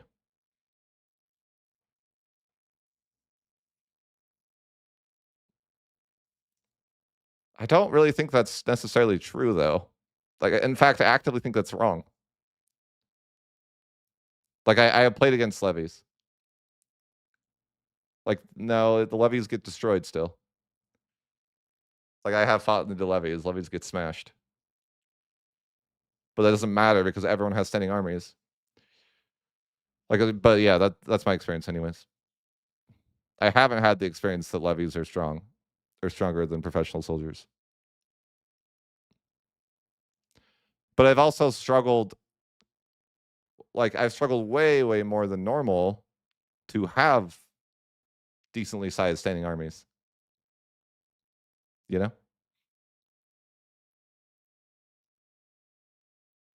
And the reason they have standing armies so big, by the way, guys, is because the way they changed the slider, and I think they need to rein that in. Like, honestly, like, Egypt having 150,000 guys in the early 1500s is kind of ridiculous. Don't you think? That's a lot. That's a massive army. That's freaking terrifying. How are you gonna deal with that? I wanna tell you though, guys, like, I have not played Portugal now. That the AI, when you go to war with AI, you know how sometimes in EU4, like, let's say that you warred with like Portugal and they never show up? That's not a thing in EU5. Just so you know. Like, if you war with somebody, they're going to show up.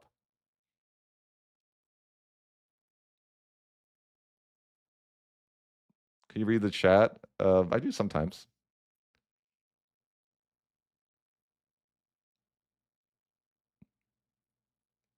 Did you ever get more of a tech advantage as the game progresses with the new patch? I don't think so. I feel like I feel like Europe always gets a bit of an advantage, but I don't know. Again, I played most of my campaigns in Europe, so it's not. I don't have a good idea of that. As I don't know what you mean. Does levies and professional armies take up the same slot as I dash R? I don't know. Or are they free? What does that mean? I slash R.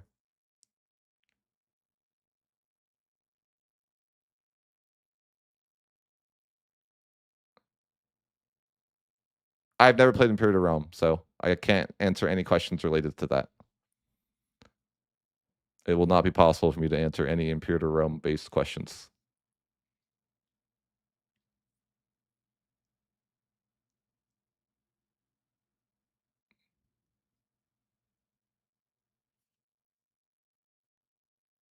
So they did mention though that we can talk about it, that they're changing bailiffs to that they're going to cost 200 soldiers. I don't know exactly what that means, but that means bailiffs are going to be a bit different here soon. Like, does that mean manpower? Like, what does that mean exactly? I don't know. Or does that just mean like the type of population? There is a ledger like that, but it's a lot more restricted. No. Levies don't impact the amount of professional troops that you can have.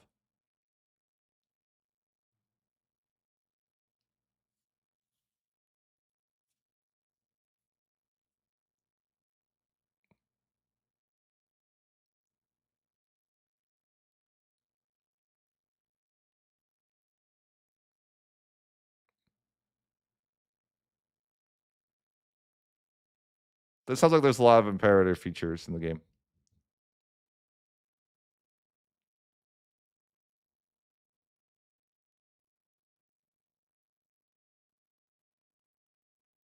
We're playing Imperial Realm, guys. That's confirmed. Um, any other questions though? Before I wrap this up, feel free. I can only talk about what I've experienced, of course. You know,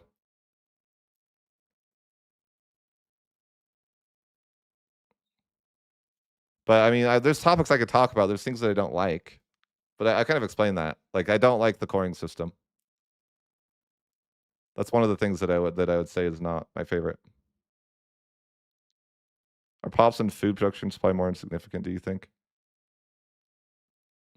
I don't know. Do you get penalties if you're above or below expected army and navy size? I think you do, but the penalty I don't remember. Like I've looked at it and I can't figure out what they are. I think it might just be like power projection or something. Like I don't think it's like anything major. I don't think being above does anything, by the way, but being below does hurt you in some way. Of course, yeah.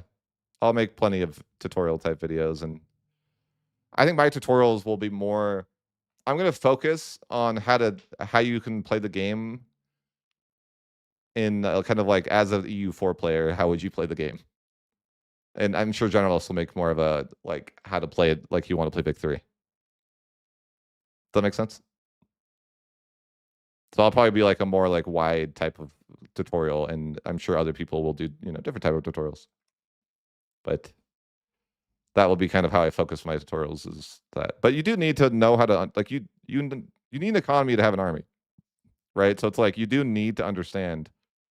And I'm not great with economy, but I'm good enough, I think. Like I'm sure I could be a lot better with economy, and maybe I should work on my skills with the economy. But I feel like if I was explaining building like this, I would say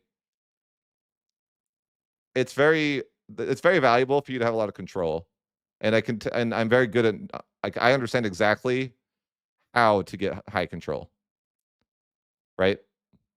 But beyond that, I don't really know. I think control is the priority, but beyond that, it's like I don't really know exactly which production buildings are the most valuable at any given time. Like I don't go into the resources and I'm like, oh, like this resource is lacking. And like I don't really do that. I'm sure a Victoria player probably would. They'd be like, okay, I'm gonna go into the market and look at what resource is the least, like the least present, and I'm gonna try to like have more of that resource. I don't really min max in that type of way. I just don't find it that enjoyable. I play the game more like EU4 where I'm looking at like what war I'm gonna do next, you know?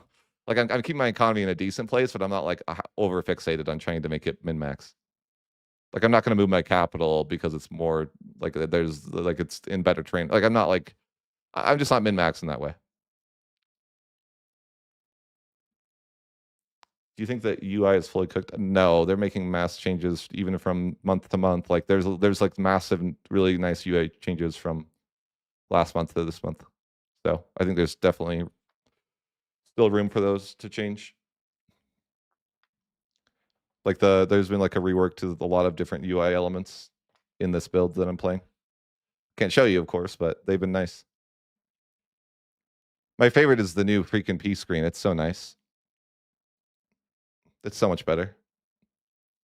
It's something that I actively push them to change too.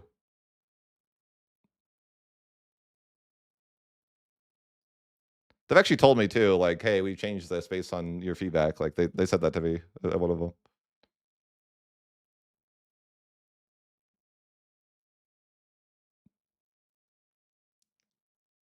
That's a question that I just don't have the answer to. You know what I mean? Or I don't really understand because, like, genuinely, conquering is focusing on your economy in some sort of way, right?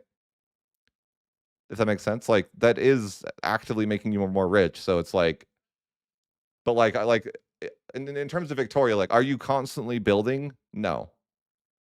Like is building the game? No, building is not the game.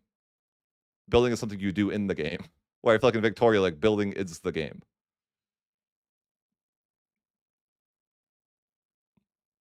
Not really. No, you don't really have situations like that. But forts have been like something that they're definitely like they're making a lot of adjustments on, and yeah, it's hard to say in a lot of mechanics too, right? Because they're obviously they're testing different things and trying to find out what feels good.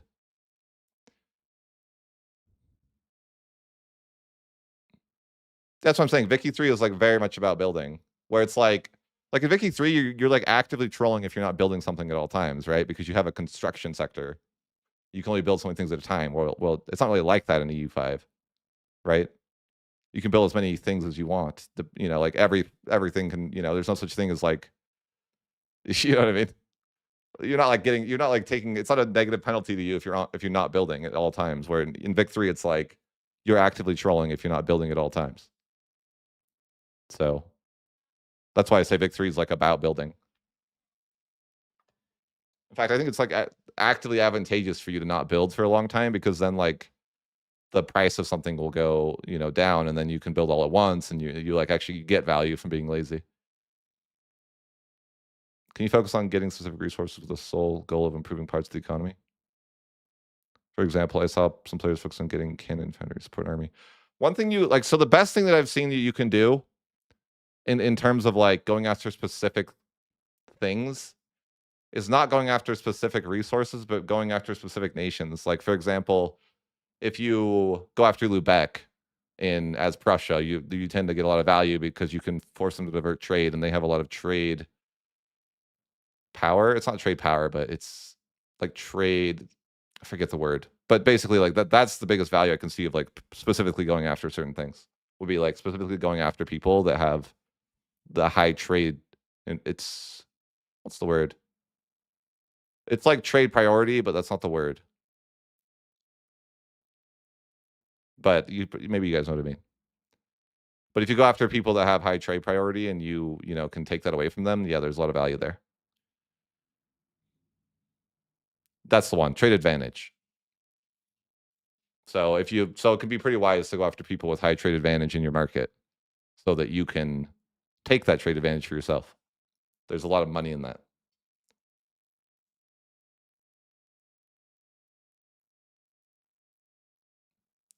That I don't really know, Flapjack, maybe.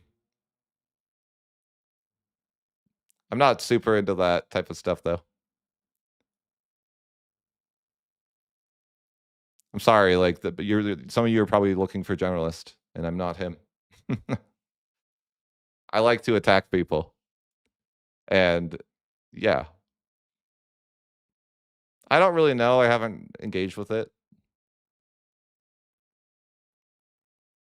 But I'm a very war focused player. Like I just want to murder people. I'm just a murderer.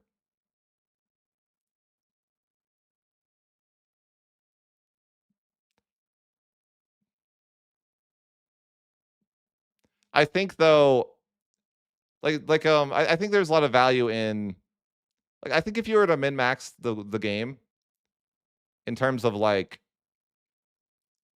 you would want to conquer four way again, it would be like I actually did it in this campaign, but imagine you're this nation, right? It's like you want to conquer up to 3 away from your province in any direction, any path that is 3.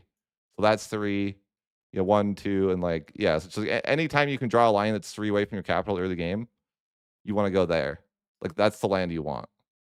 So it's kind of like I'm just blobbing, but I'm not exactly like you. It's like it's blobbing, but you're specific about which provinces that you want, right? Like you have to pick based on where your capital is. You go 3 away early game, I think. And then maybe 3 to maybe 4 even, maybe 4. But in that sense, I think it's you want your capital to be like in the central, like a very centralized part of your nation. I haven't really played around with the water, but I feel like it's not good to have your capital near the water, or as good, but maybe it is if you have, like I just haven't played with that mechanics enough to know. But it feels like, if your capital's close to the coast, right? Like, if your capital's this, it's like there's no land over here for you to be getting control to. So, I think there is some sort of, like, you can push your control through a naval, but I don't know if it's as good.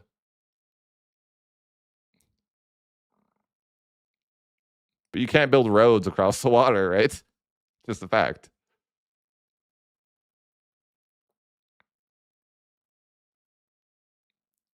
How do vassals interact with trade? I've noticed that, like, it's like I just use vassals as a coring system, so I don't that's my experience with vassals. Vassals are basically a alternate way of coring your provinces. The part of the process of coring your provinces is making vassals. And those vassals are pretty useful more. One thing I will note that I don't like that I should leave feedback on is that subjects don't have a default objective, right? No objective. So, like, you have to actually set an objective for them to do anything.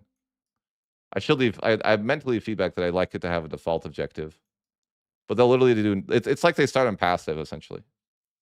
So you gotta be careful in the village play. You gotta make sure that you set your subjects to, like, aggressive or something. You can build roads across the water, but you can't build them across the ocean. That's what I mean. And you can build roads in those like, if you talk about roads, like, you can build roads everywhere, like, to every province, like, yeah.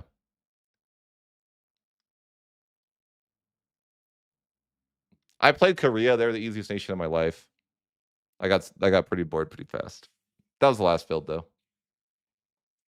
Korea's so overpowered. I think Korea might be more overpowered than, like, Spain, or close.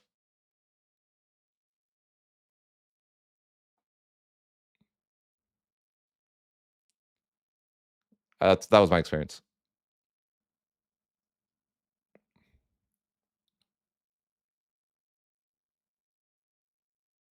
I have not played Muscovy.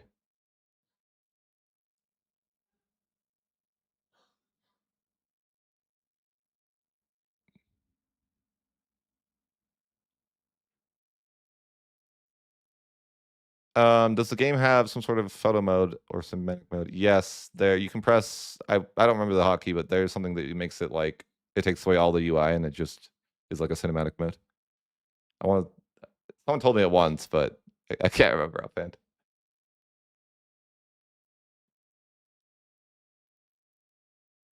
I feel like Muscovy wouldn't be hell for me, George, because I think playstyle wise, it doesn't suit him well because he cares a lot about making money and resources, where I care about expanding, and probably wouldn't be very difficult for me to reach my objectives. It's basically impossible.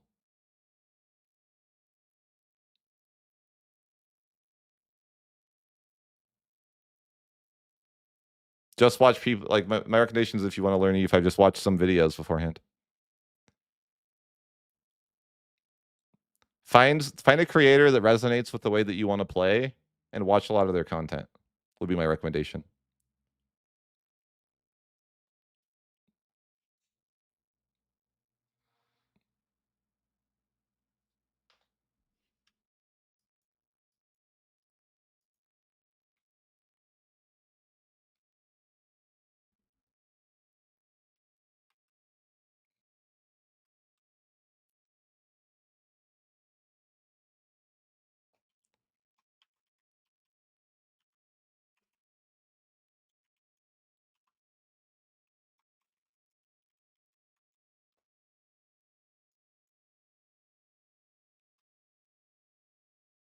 But yeah, I think that there's just a lot for me to learn still too, though. Like, I'll have to try to figure out economy more. Like, I feel like before in the prior builds, economy was so easy that it just didn't matter. Whereas, like, I kind of need to like kind of learn what I'm doing now because money is a lot harder to come by, and you have to be a lot. Certain buildings aren't like like I again, I'm like wondering if bailiffs aren't worth it. It's always a question. Like when I was playing this campaign, there comes a question in your mind, right? And I don't know the answer to this question. So let's say you have two options here. You have a good bit of money. And you have all this land over here, right? Do you A, bailiff the area away from your capital, or build up the area close to your capital? And I don't know the answer to this question, by the way. I genuinely don't know the answer to the question. Like, what should you prioritize? Does that make sense? Like, and I'm not, again, I'm telling you, I don't know. Like, genuinely, I don't know.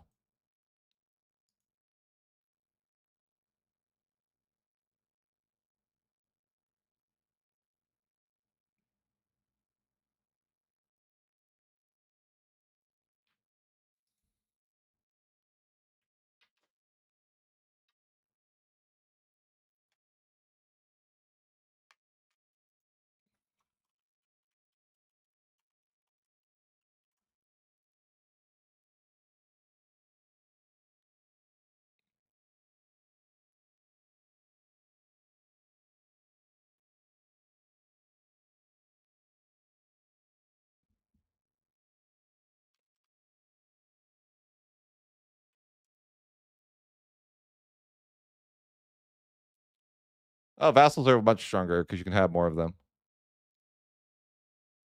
As far as yeah, you're saying how strong would vassals fusions be? I think vassals are like a lot more fundamental part of the game. Like you basically just want to you want to expand with vassals. You take the land, then you make it to a vassal. My only problem with it is that it's tedious to do because you have to be like my process is like, oh, you know, there's a giant list of provinces or areas that aren't cored, right? Like you look on the list and you're like, okay, and then you got to go to the vassal list and be like, okay, I got to create a subject, and then you got to pull up the list and be like, all right, create subject, pull up the list. Okay, that's the one province. Repeat, repeat. Look up to the list, create that subject. Look up to the list, create the subject. Look up to the list, because you like it's gonna be like all these areas that you've never heard of in your life. You know, like you're not gonna be familiar with where they are or anything, right? But anyways, I'm gonna call it for now, guys. That was my run. We'll see if they get changed. I had a lot of fun with it, even though it was tough. But I'll catch you guys a bit later. Okay.